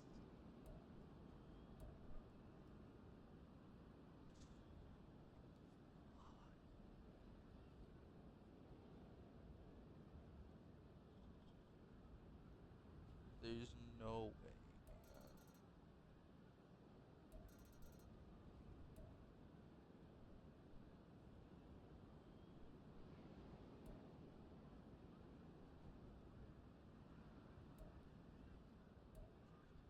Every single we have the unluckiest fucking team in history, bro.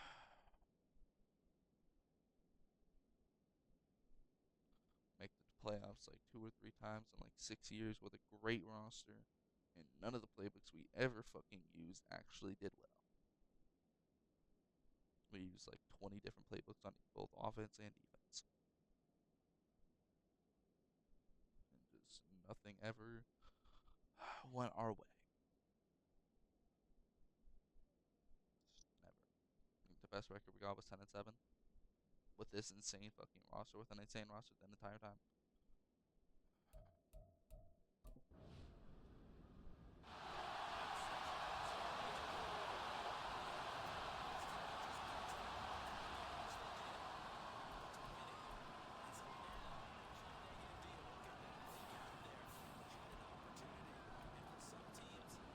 Jeez.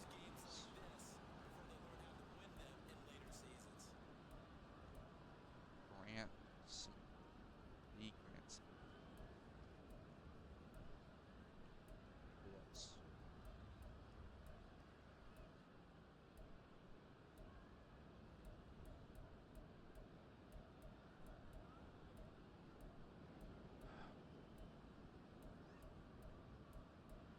Don't think so.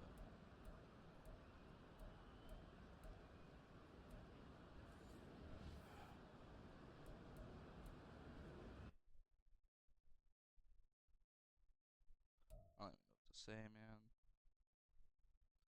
Just another disappointing fucking loss.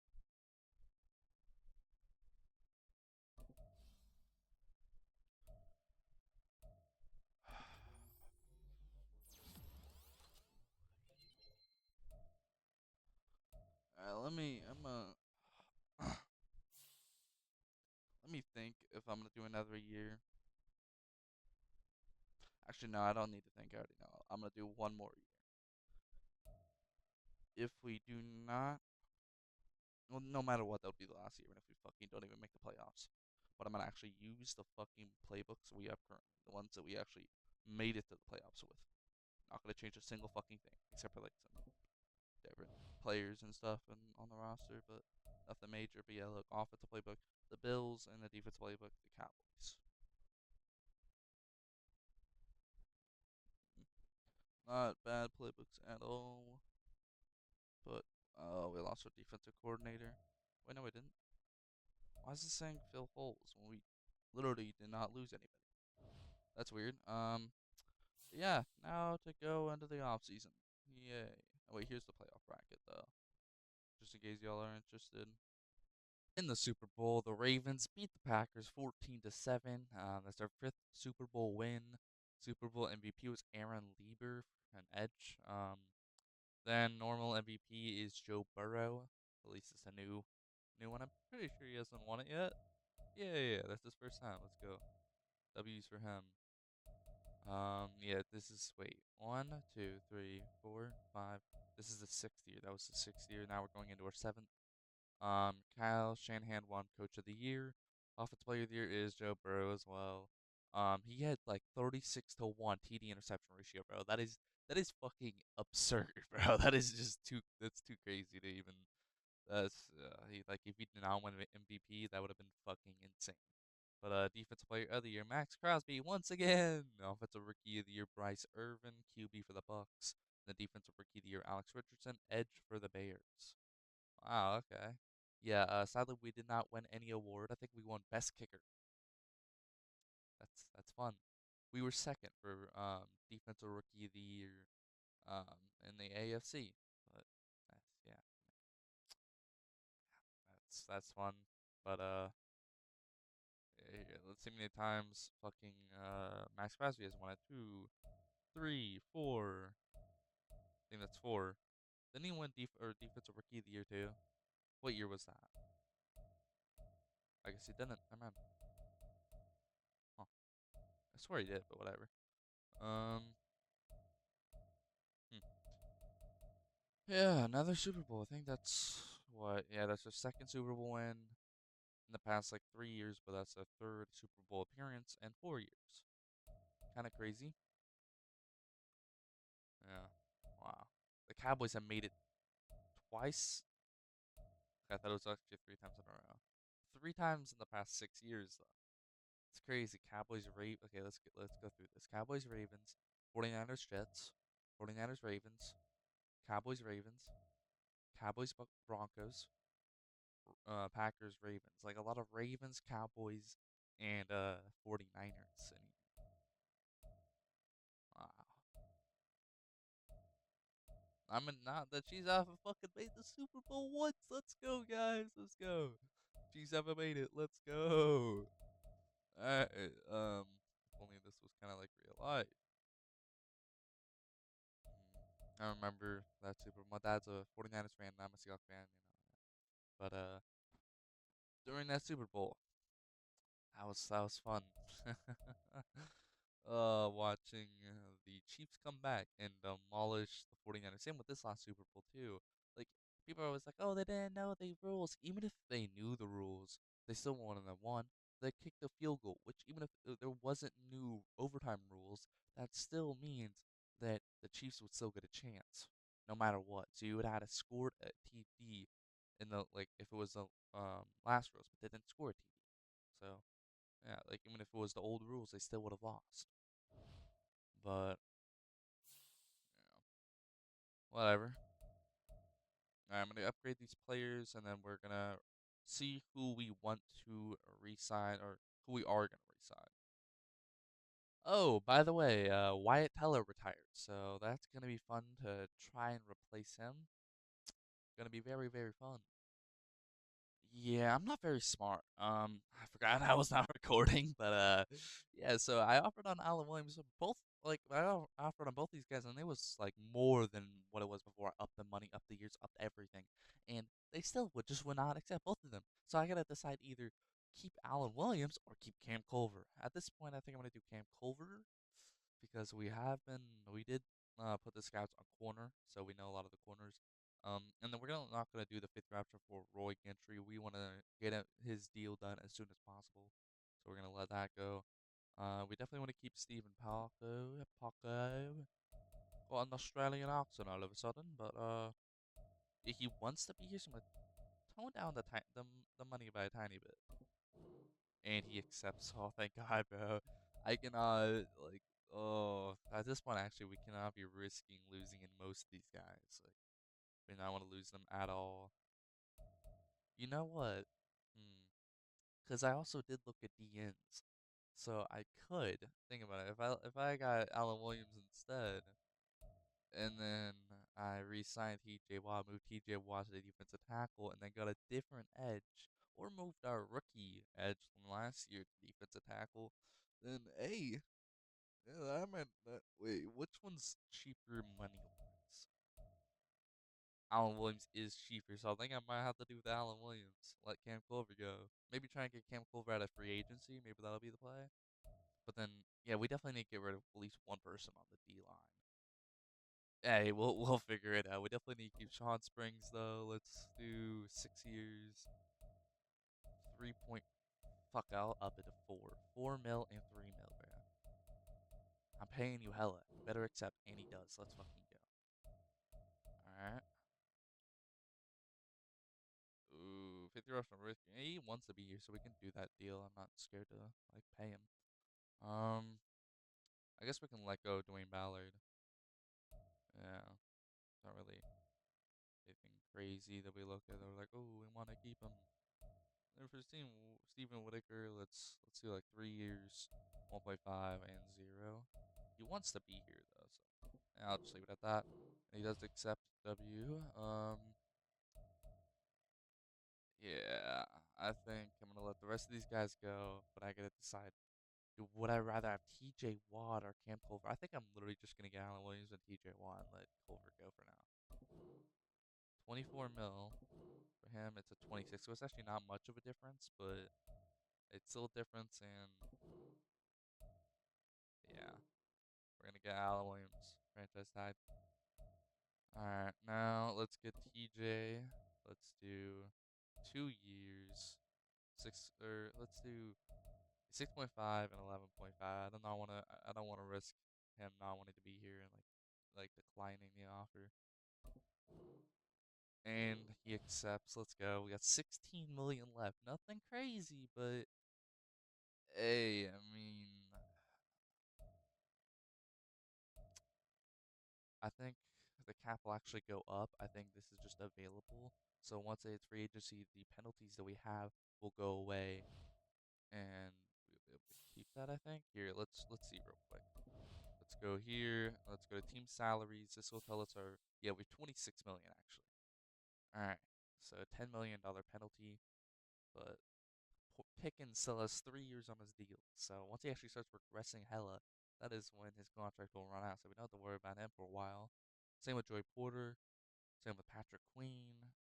And but for Aramouth, his contract is coming to an end soon, which I think we are just gonna let him go, just straight up let him go, because we have that tight end behind him, that superstar depth, and is like 25 and 80 overall. Looks really good. We might just have to get rid of him like this upcoming year. Might have to. It might just be smarter for the organization. But now I will go into free agency and I'll let you guys know who I signed. Alright, so the only signing that we have is Elijah Vera Tucker, 87 overall. He's gonna be our center. He replaces Wyatt Teller.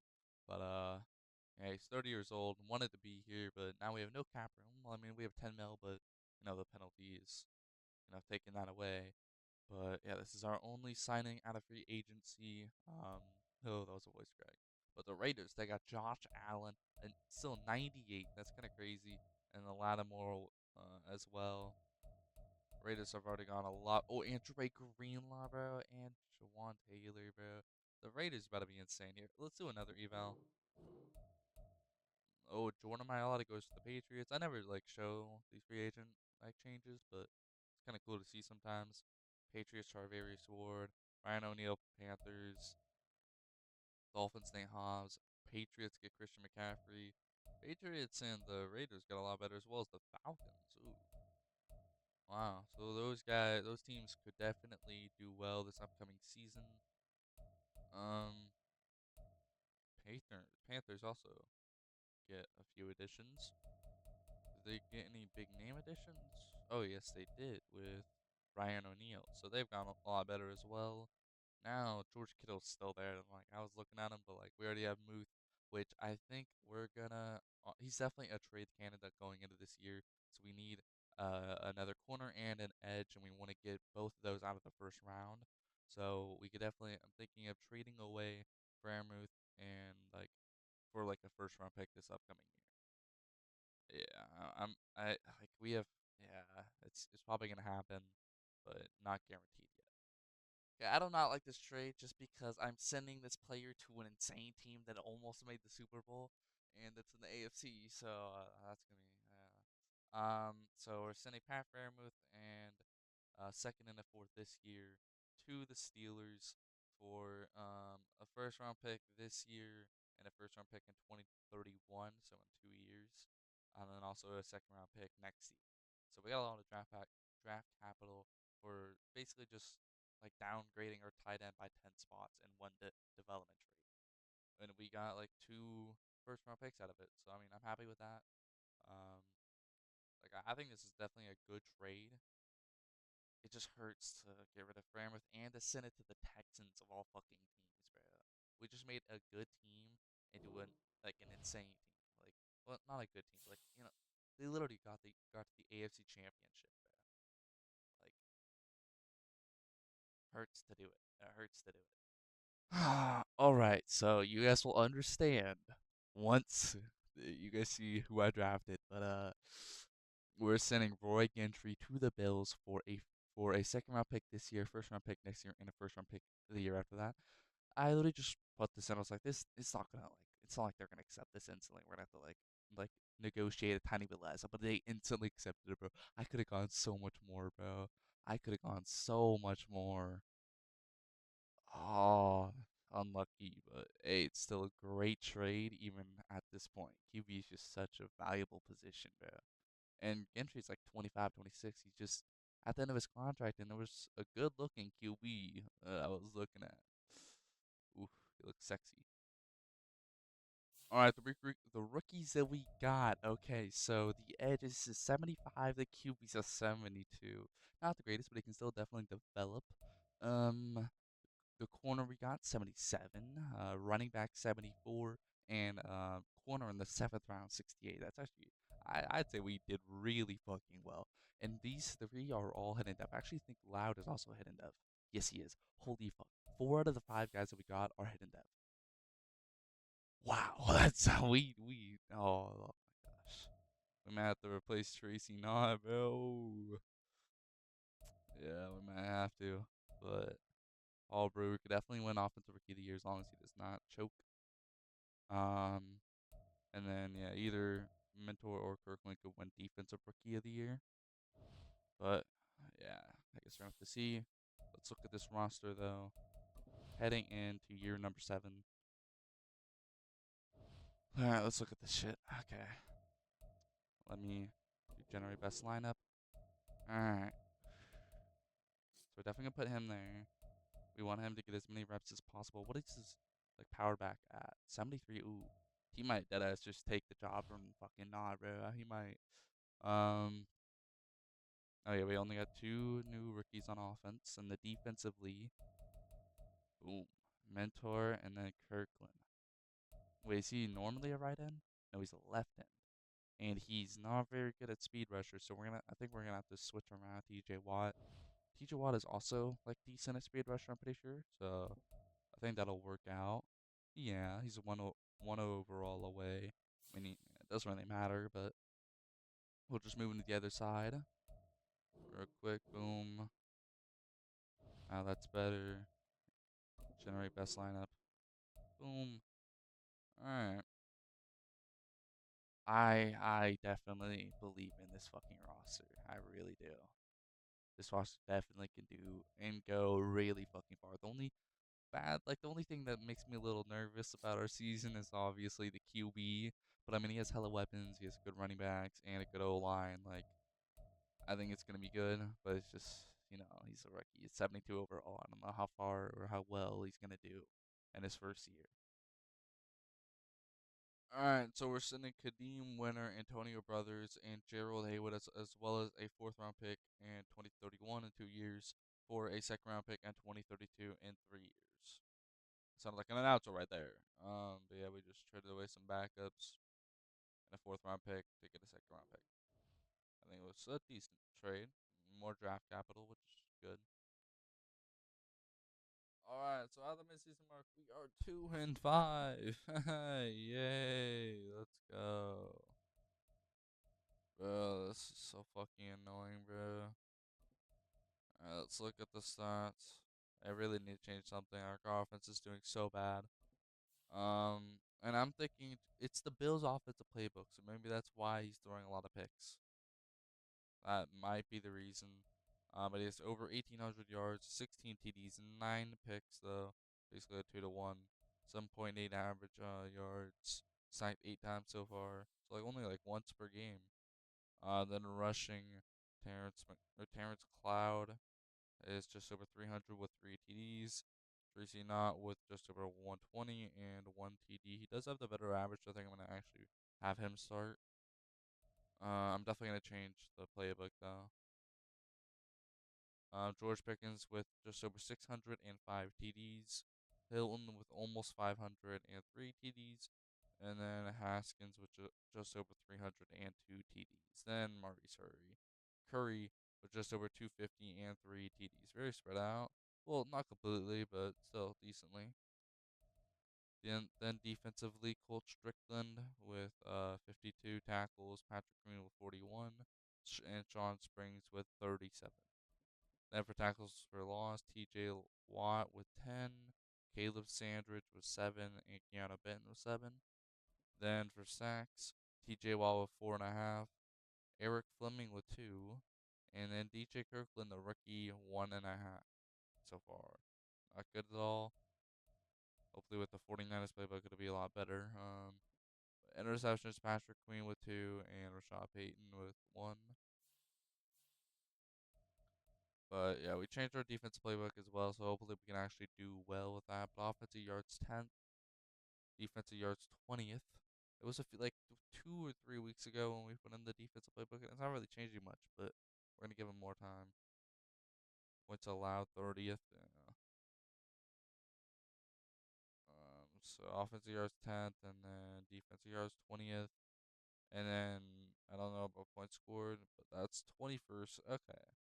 So our offensive points scored and our defensive yards are not good at all. And okay, just defense, and then for offense, it's the yards. And yeah, that's just everything, bro. I think we're gonna move it to honestly the Chiefs. Yeah, or the Jaguars. Actually, yeah, we'll try out the Jaguars, see how good of a offensive playbook that is. And then if that is not very good, if we are still losing games, then we panic and we go to Chiefs. But I mean, Trevor Lawrence his overall can't be that high, but yet he's balling out. And that probably will. Oh, that it's not always equal. I'm just gonna play the safe route and just do the Chiefs. Mm,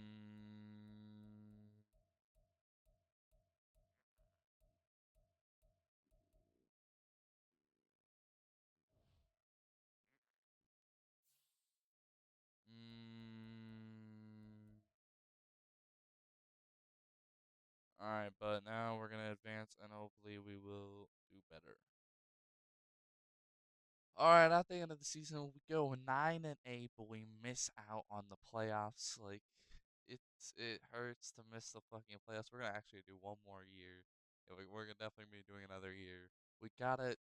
Like we actually did pretty well for having a rookie QB, but like with him getting better and better, we'll probably win more games next year.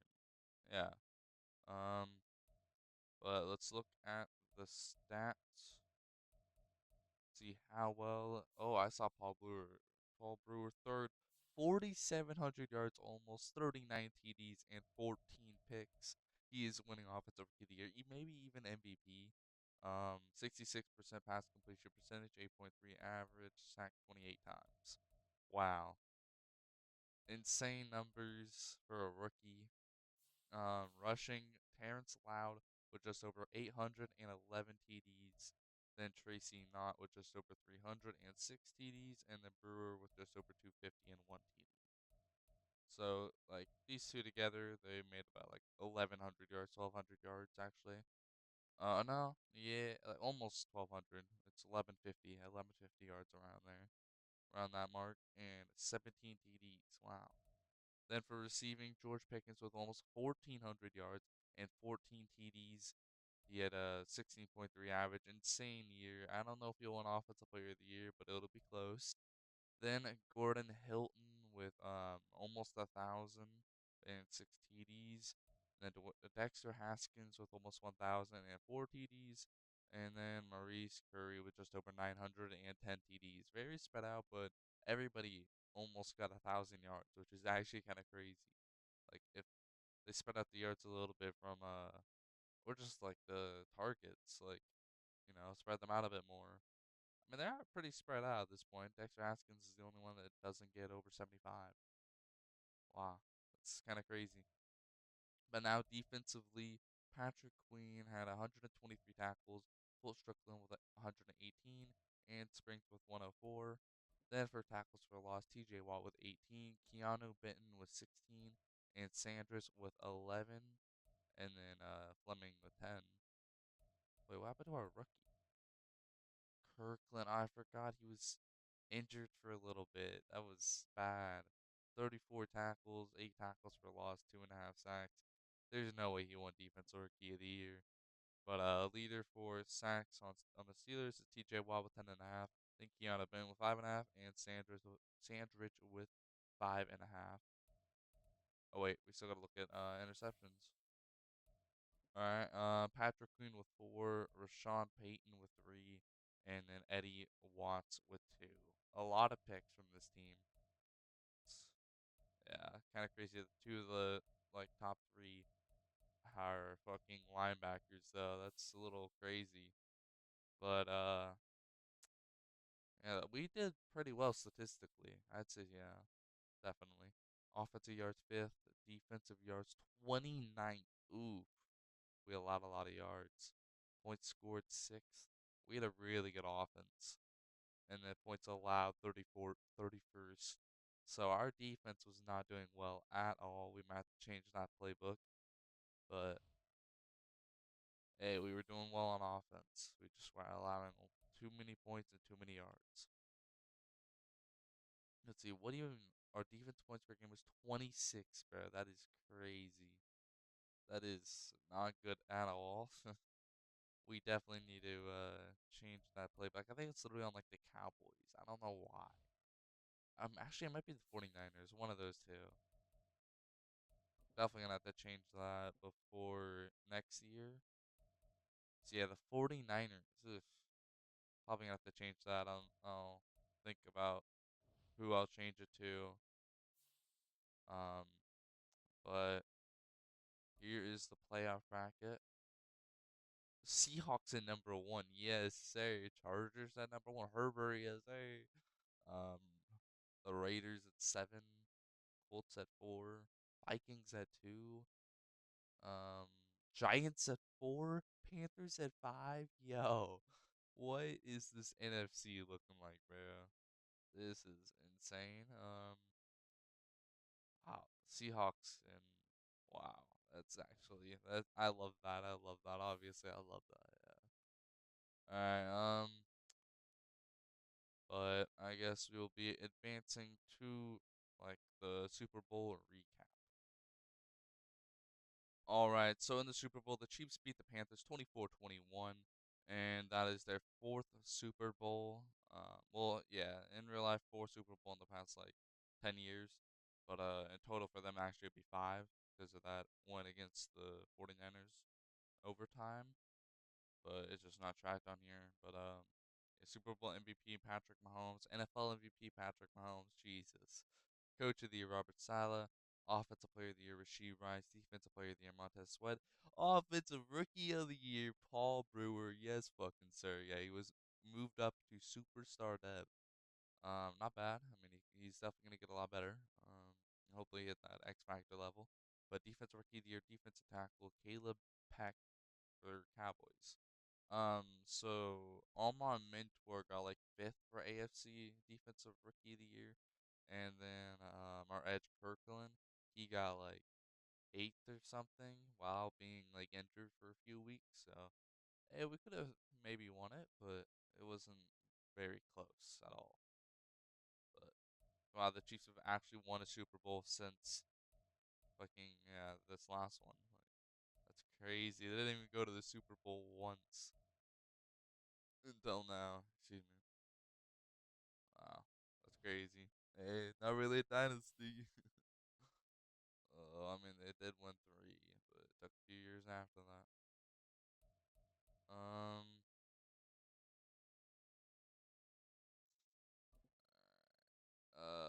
that is a lot of fucking players. But yeah, now to figure out who we want to resign. All right, here are the players that we're going to have to resign. We got Maurice Curry. So I knew that he wanted a mentor and that would boost his motivations, but I forgot and it was not able to fucking sign that guy. So now the resign interest is very low. Hopefully we can actually get a deal with him though. We definitely need him back. Definitely. Let's do 4 mil and 6 point. No, let's do 7. I don't want to lose him, bro. It's paying a lot, but he accepts. Oh, thank God, bro. Now we got Alan Williams. I'm gonna offer the other guys first. No, not option. I do not want to do option. See option? No, he's not option. Yeah, I didn't remember to read that before I do anything. Let's do like, yeah, like 4 years. 2.5, 1 million. Yeah, that sounds fine. And he accepts W. Alright, we're gonna let Dexter Haskins go.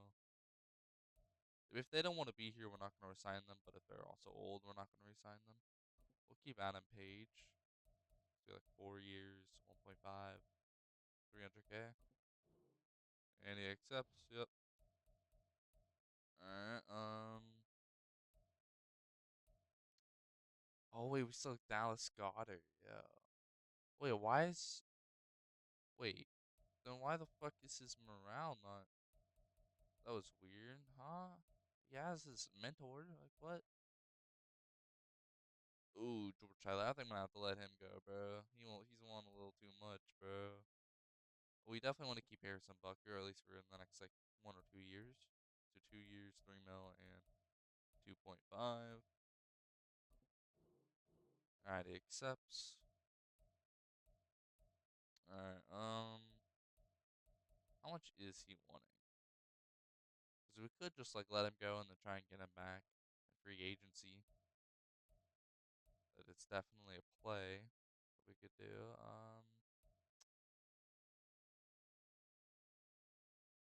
Yeah, just so we can see what the market looks like. God, this is hard, bro. Yeah, I'll have to really think about it. These are some tough choices. Well, we got our tight end for a long term, so we're gonna let Goddard go too. We'll keep Devin Yancey, I guess, for like 4 years. Let's just leave it at that. He accepts. Why am I signing backups? Why am I signing backups? It just makes no sense. Um. Okay. I really want to risk somebody else taking him. I mean, look at our corner room right now. It's not like it would be insane if we straight up just lost them. Yeah, I'm gonna offer a decent thing. I'm gonna lower it. See if he's fine with me lowballing. Okay. Oh, did we just franchise? No, we are not. That is way too much. That is more than he's asking for. Like so much more. Jesus. But now we're just gonna have to try and get him back in free agency. Hopefully I am able to, but guess we gotta see. I know I said I don't like show my thought process through the free agency and like show the free agency at all, but I had to show this. Patrick Mahomes, a free agent after he just won MVP and won a Super Bowl and got Super Bowl MVP. And he's a 95 overall, and they let him go. The Chiefs let Patrick Mahomes go. That is insane to say out loud, bro.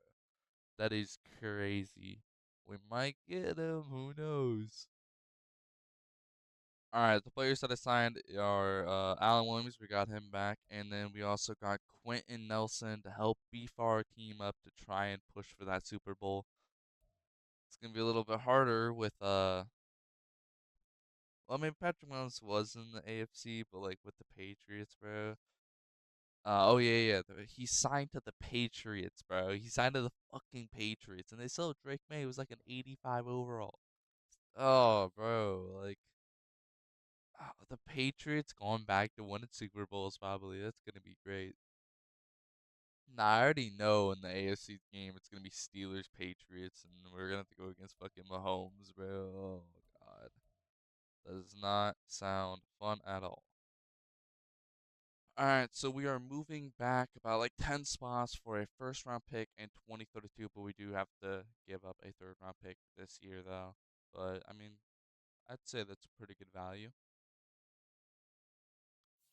All right, so the edge that we drafted, 77. He is normal dev, but he can get a development trade if he wins the award. But then we got a tackle that's 72. He is hidden dev, I'm pretty sure. Then we got an off-ball linebacker, 74. Wide receiver 73. Um, a corner that actually looked really good, but I guess was only a 67. And then wide receiver 67 and a fullback 77. The fullback's 77 overall. That's actually a crazy start. Wow. What the fuck? That makes him like one of the best like rookies that came out. Okay, so number one is Juan Garland, then Sergio Favors. Yeah, most of these guys I know, but we got like two out of the six. That's crazy. A fullback though this high. That's strange. We might have to move him to like tight end or some shit. Maybe he'll be better there. But that's crazy. Seventh round pick is in the top six. That's crazy. That's very strange. No, imagine you're like you have some for some reason scouting like fullbacks and you just find a top five fucking fullback. That's just that'd be insane, bro. That would be crazy. But hopefully we can actually make the Super Bowl and hopefully actually win. But yeah, here let's look at the roster now. We are really stacked, I'd say. Like we could definitely make the Super Bowl. Like our roster's good enough for that. But yeah, QB went up to superstar dev. Oh yeah, I still need to generate best lineup. Okay, there we go. So yeah, McGee's also normal dev, but he can develop and also get an award. And you know, I don't know what I'm gonna do with the tackle though. He's 72, bro, and I can't. We want to make it to the Super Bowl this year. And why is Paco? Because I updated the fucking rosters. I'm just gonna move Broderick Jones to fucking right guard at this point, bro. Like, I did not want him starting at all. Not at all. I want Paco to start. There we go. Yeah, I mean, maybe after this year, then we can have him start. But like, yeah, and then yeah, our fullback's normal dev, sadly. But the corner that we got that was like a 68. He's heading dev.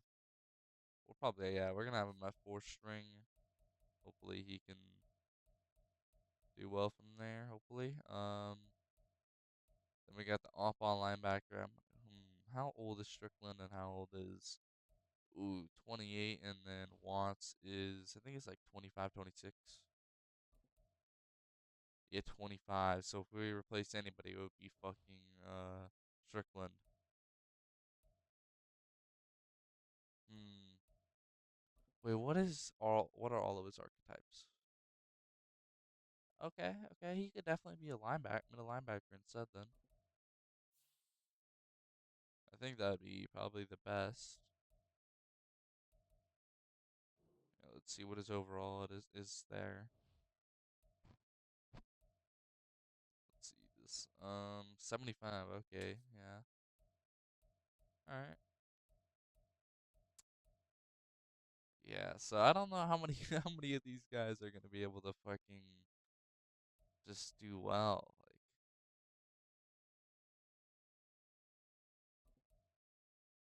77 at defensive tackle. Wait, what is he normally? Okay, no, he's 77 normally. I was like, wait a second, what the fuck? Is he better at defensive tackle than edge?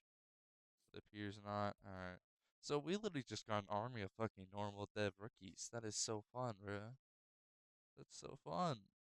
Hey, hopefully they can like show that they deserve a dev trait and they end up getting one. But oof, yeah, this roster is gonna hopefully take us to the Super Bowl. Guess we're gonna have to see. What's really holding us back is our defensive playbook. That is what is really holding us back. It's annoying. Playbooks this entire rebuild have been annoying. It's weird, and it's not weird. It's just annoying. It's all right. So before the start of the season, we are trading away Rick Young and Tavares Towns for Jacoby Sally. He's 23 years old, 76 overall tackle, and then also a third round pick in 2020 or 2033. So in like 3 years, I'd say this is a W trade. They were backups, and now we got a long term piece. All right, so at the midseason mark, we are 3-3, and it may not look like a lot, but it actually is kind of crazy because at first we were 1-3, and then I was like, okay, we need to change the defensive and offensive playbooks. I changed both playbooks, and then we ended up being 3-3, and we just had our bye too. Like we're gonna be looking good, especially going against a 2-5 team at home. I mean, it is the Bengals who do have Jamar Chase and probably still Joe Burrow, but hey, I believe in this team. There's nothing I'll be changing. But yeah, let's look at these stats though. Paul Brewer just over 1,400 yards, 8 TDs, 2 picks. Not bad, not bad. 68% pass completion percentage, 7.8 average yards per attempt, and sacked 13 times so far. Not bad stats at all. Rushing Tracy now with just over 302 TDs. Loud with almost 101 TD, and the Brewer with almost 100 as well. Receiving, George Pickens with almost already 500 yards with 4 TDs. Maurice Curry with almost 403. Hilton with just over 200 and 0. And McGee with almost 200 and 0. Then for defense, Patrick Queen with 43, Porter with 40, and Springs with 30 for tackles. Then for tackles for loss, Caleb Sandridge with 6, Keanu Benton with 3, and Eric Fleming with 3. TJ Watt was hurt for like a few weeks, and so was Sharif. But then for sacks, Caleb Sanders with 5, Sharif Walker with 3. He'll be back in like a week or two for Sharif. But TJ Watt, he's back now, but 1.5 sacks. He was hurt in preseason for like 6 weeks. So now this is like yesterday was probably or not yesterday, last week, or the week before the bye must have been his like first game. But last but not least, interceptions. Sean Springs with 1, Porter with 1, and Peyton with 1 already. Yes, sir. Only 6 games in. We're 1/3 the way there, and these stats are looking good already. Harrison Bucker hasn't missed yet. Ooh, that looks nice. Yeah, I really believe in this team. I could definitely see us doing well. Defense yards already is jumped up to 8. What the fuck?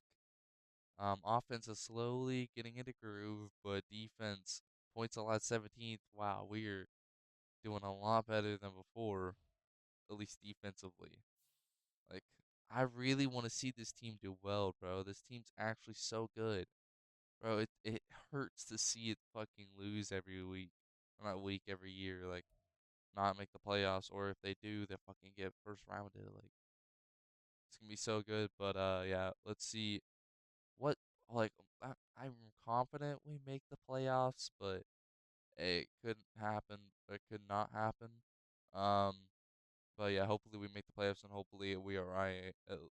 How's it? I'm just gonna say, hopefully we're in the playoffs. That's all I'm gonna say.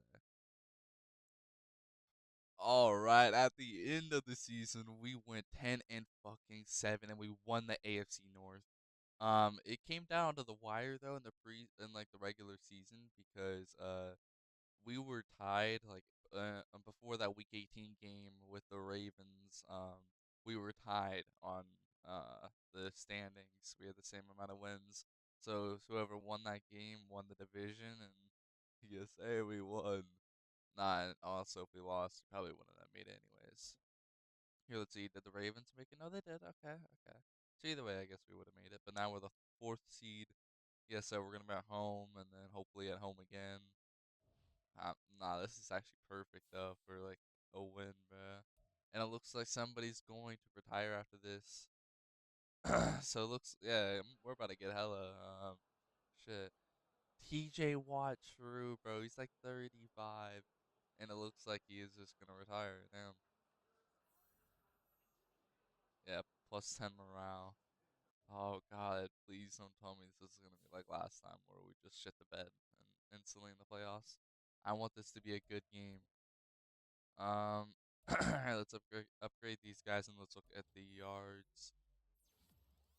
Steven Paco is not really. I mean, he is an O lineman, but like he's not really developed at all. Like ever since we first got him, he's just been sitting at the same overall basically the entire time. Goes up like one overall every fucking year. It's crazy. But let's look at these stats. Ray Gentry was first for yards. That is crazy. Or Ray, or whatever. But Paul Brewer with almost 3,900 yards, 28 TDs, 8 picks. Not bad at all. Pretty good numbers. Not as good as last year though. But 68% completion percentage, 8.2 average yards, and he was only sacked 32 times. Then for rushing, Tracy Now with just over 1,200 yards and 8 TDs. Then Brewer with almost 300 and Loud with almost 250. Loud had 4 TDs and Brewer had 3.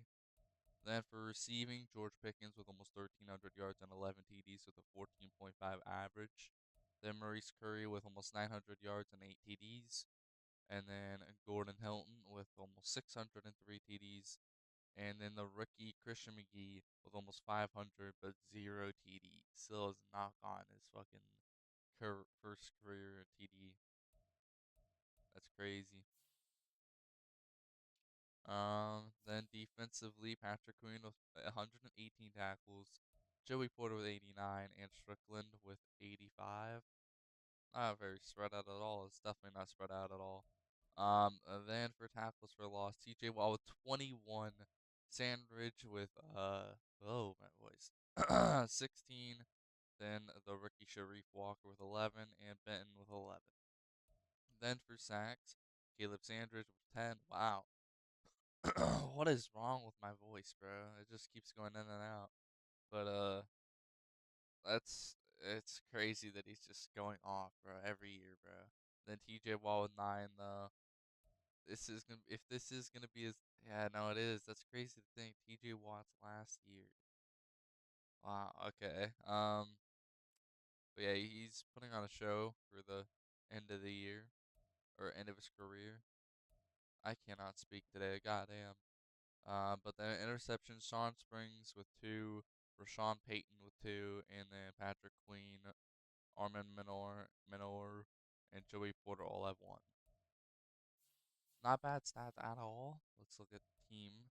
Offensive yards 16th, defensive yards 19th. Ooh, both sides didn't look the best, but points scored 14th. Offense actually looked a lot better, and points allowed 18th. Both actually, I would say average actually. Yeah.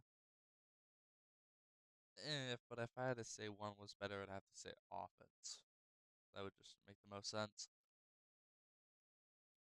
Alright, so I think I'm going to actually just jump in and just watch it because I want to see if we lose, how we lose. And we are at home, so hopefully we win. And yeah, hopefully we can shit on these fucking. Who are we even facing? I literally just saw it, but I don't even remember what it was. It was a decent team. Let's see. Yeah, the Jets. Yeah, the Jets. Okay, but we're on the board first with a touchdown, and then they respond back with a field goal. We're up 7-3.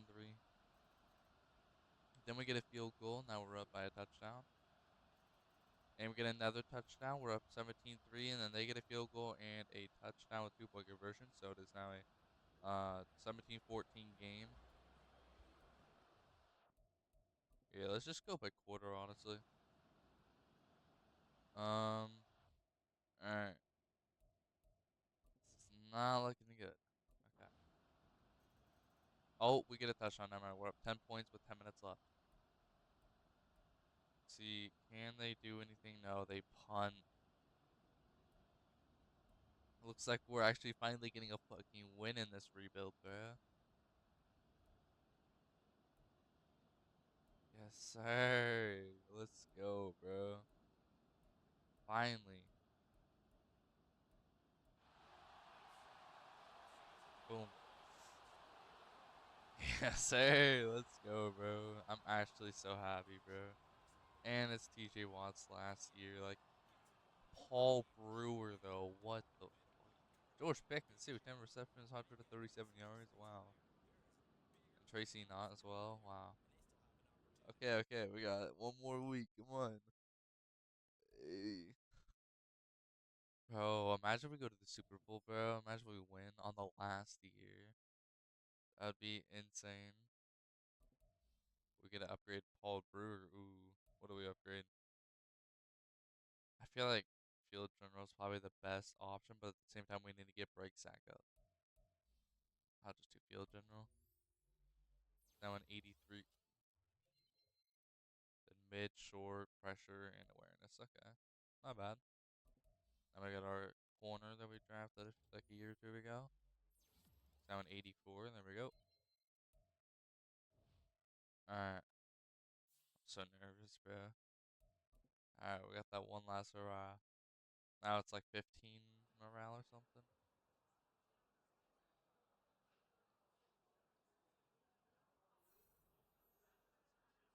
Plus 10 morale. Okay, so I think the next game it'll be plus 15. Or I think it just might just be just 10 each week until like you lose, if you lose. Okay, so Loud's hurt, but Tracy Knott isn't. Okay. Like I can't decide between those two. They're both the same overall basically. One's 3 years younger, but they also have a worse step trait. It's hard to decide. Okay, my TV just randomly turned on. That's cool. That's great. Getting haunted, bro. What the fuck? Alright, where am I? Oh, so it's just turning on and off. Okay, yeah. I'm about to get murdered. But here is the playoff bracket. I forgot to show it, but uh, 35-7, the Ravens shit on the Jaguars. Um, 49ers barely beat the Vikings. Cardinals beat the Panthers, the two worst fucking franchises in the league. Just, well, I mean, yeah, it is. Um, in the future, but the Patriots, who have Patrick Mahomes, literally did not make it past the wild card. That's actually kind of crazy. Yeah, but now we're going against the Dolphins. Ooh. I don't know. I obviously believe in our like in this roster. I believe in this team, but it's not going to be an easy win. Bro, okay, we got this. We got this. We got this. They just got a really good defense. They don't really have the greatest offense, so it's good. They don't have Tyreek Hill or Jalen Waddle anymore. I don't. Yeah, they don't have Tua. They don't have all those guys. But I mean, they still have a really good defense, though. We just can't allow a lot of points from them. All right. That quarter. All right. We're on the board for 7-0, and then they score back 7-7. Let's go to the next quarter. Then they score ahead of us 14, and then we score 14-14.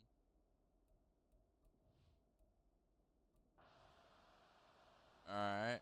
They got the ball and they score. They're up 20. They're up by one score, and then we get a field goal. They're up by 4 points now, 17-21. Let's go by possession. Come on, y'all. And we punt. Uh, okay, and then our defense cannot do shit. Oh wait, they held them. Okay, all we gotta do is just get a touchdown then. Come on. Y'all got this. Y'all got this. Come on. Come on. No way. Nah, I need to see this. They're punting. These fucking imbeciles, bro. These imbeciles.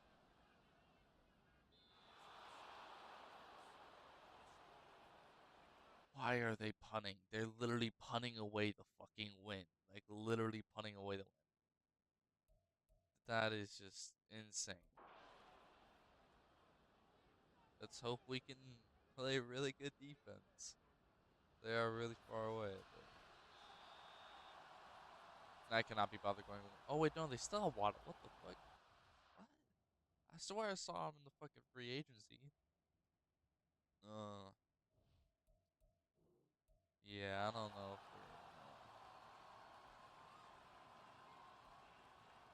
yeah, yeah, we're not gonna be able to do anything. Wow, had to punt. Yeah, I mean, we won a playoff game. Yeah, let's go. At least we won one. Bro, this team has been so fucking good, and I've literally probably gone through like 20 of the 32 fucking playbooks trying to figure out which is the best on both sides. Like 28 or 20 offensive and 20 defensive, bro. It's insane. Wow, it's crazy. Let's see. Do we win any awards though? We don't make it to the Super Bowl. We don't even make it to the championship once in this rebuild. But maybe we can win another award. All right, the Cowboys beat the Ravens 45-7 in the Super Bowl. Julian Burton, the Cowboys QB, got Super Bowl MVP. NFL MVP Lamar Jackson, Coach of the Year Mike McCarthy, Offensive Player of the Year CeeDee Lamb, Defensive Player of the Year Kareem Marshall, Edge for the Cardinals, Offensive Rookie of the Year Casey Witherspoon, Wide Receiver Bills, and the Defensive Rookie of the Year Defensive Tackle Peter Payton Colts. So the only fucking award we won was Best Kicker. So, and I was thinking it might be because I'm going week by week or something like that. So I'm just going, or like change the playbooks maybe. But I'm gonna set it as I'm just gonna simulate a full year, not even look at anything, not do any scouting, do nothing. Um, and just have it on one set of playbooks and just see how well it does. See, I'm just curious. I want to test it out. I want to see how well we would be doing if I, yeah, like just left it. But I'm gonna still do these like re-sign moves. I just want to show you guys. Via teacher, why it said that he might retire, not guaranteed, but he said he would think about it. Hopefully he stays, which would be, I mean, okay, I'll show you guys the roster we uh before we do the year, but yeah, and then I'll show you guys the results. But yeah, that's gonna be it. Okay, scratch that. TJ Watt does retire. That's nice. Yay. All right, at the end of this season that we just completely simmed, Steelers are 12-5, and they got the number one seed. Wow, that is actually insane. Oh, like the roster's basically the same. Yeah, there's nothing really that I got. I didn't really get anything. Um, I think I got like Penny Sewell actually, which was a really good addition. I don't know if that was this year or last year. But yeah, number one seed, 12-5, bro. Ooh, I gotta feel good about this. I cannot feel good about this. But statistically, Paul Brewer with almost 3,900 yards, 37 TDs, 3 picks. Yo, he went off. Pass completion percentage 74, yards per attempt 8.6. Jesus. Then rushing the rookie Kyle Barnett, almost 1,200 yards with 4 TDs, and then Brewer with almost 301 TD, and then Terrence Ladd with almost 309 TDs. Then for receiving, Gordon Hill with the only person that's over 1,000. Um, just barely over 1,000 ATDs. Then Pickens with just over 800 and ATDs, and then Maurice Curry with just over 810 TDs. The rookie got uh, oh, uh just over 650 and two TDs. Now for defense, Colt Strickland got the most tackles with 123, then Eddie Watts with 117, and then Porter with 76. Then for tackles for loss, Keanu Benton with 13, Sharif Walker with 12, and Marco Ingram with 12, as well as Kirkland with 12. Then for sacks, Caleb Sanders with 9.5, Sharif Walker with 4.5, and Keanu Benton with 4, as well as Marco Ingram with 4. Marco Ingram might win Defense Rookie of the Year. I don't think so, though. But for interceptions, Coach Strickland with 2, Armin Mentor with 2, and Eddie Watts with 1. And those are the stats. Nothing too crazy except for fucking QB Paul Brewer. Sorry. But nothing else is really that like crazy. Points scored fifth, points allowed sixth. Offensive like yards ninth, defensive yards 12th. Wow, we just did well all around. That's kind of crazy. But we're not gonna jump into these. Yeah, I'm gonna upgrade like just the main guys real quick. It's a 5 difference, but whatever. Let's just do field general. There we go. And then Broderick Jones. Let's just get agility, I guess. Boom. And then last but not least, Kyle Barnett. Just before the game. I mean, literally for power, like he is his break tackle at 80. Like the only thing this will be upgrading is just strength on like trucking and stiff arm. Uh, Nothing else really. Yeah. Hmm. Yeah, I'm just gonna do elusive back from now on. Boom, now he's at 79 though. Alright, yeah, he's still young. I mean, he'll still develop, yeah. It's not like normal dev's gonna hold him back. He's probably winning offensive rookie of the year. But oh wait, yeah, we're not playing in the wild card. Yes sir, yes sir. W's. Well, let's see who we're facing in the divisional. It is the Raiders. Okay. Let's upgrade these guys real quick. We want the, best version of ourselves. Alright, for the rookie, yeah, I guess I'll do that. Alright, superstar, yo, yes sir, yes sir. Alright, okay. Hopefully we can win this week against the Raiders. Come on, come on. Y'all got it, y'all got it. Yes, we do. 30-24. Now we're in the AFC Conference Championship. Yeah, this looks so rigged, bro. Last year we do really good. Like that'd be crazy. Yeah, I need to show this roster anyways, but Paul Brewer wins weekly award. But yeah, just Penny Sewell and like a few players. Here let's see. So yeah, that running back. We also got Penny Sewell. Uh, and then for defense, we got this guy, superstar Dev, yes sir. And then who else did we get? Um, yeah, I can't think of who it was. Oh yeah, that wide receiver, Moreland.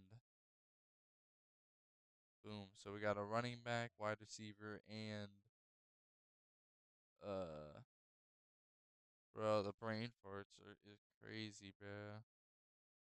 Yeah. Okay. Let's advance.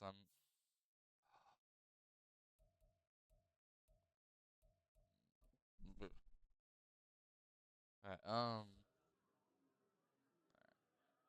Let's say chess match. I just want to hop in the game, honestly.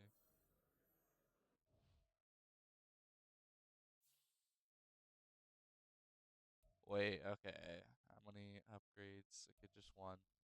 I'll do it.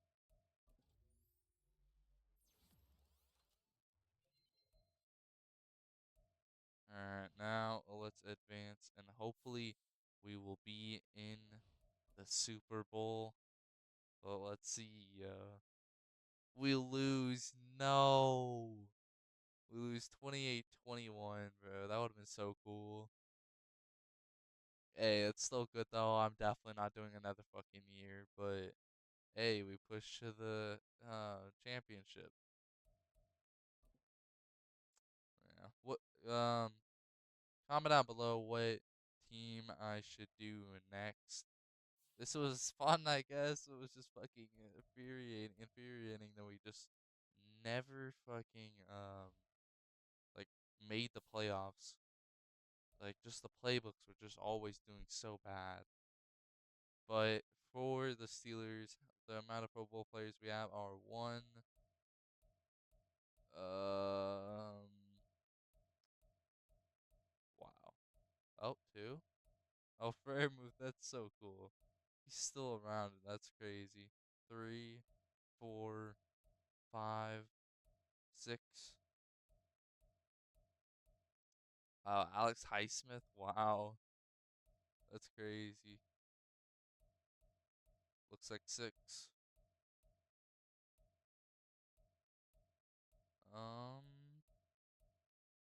yeah, six. Okay, not bad. Well, actually, I think we got seven. I don't know.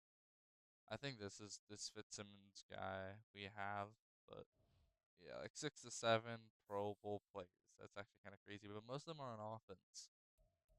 Nobody crazy on defense, sadly. But yeah, that'll be the end of this video. Comment down below what team I should do next. I'm gonna do a lot of rebuilds as well as like a lot of those like every fourth round pick on one team, those type of videos. And I've already made a lot of those type of videos, so make sure to go check out those. Just check out my channel.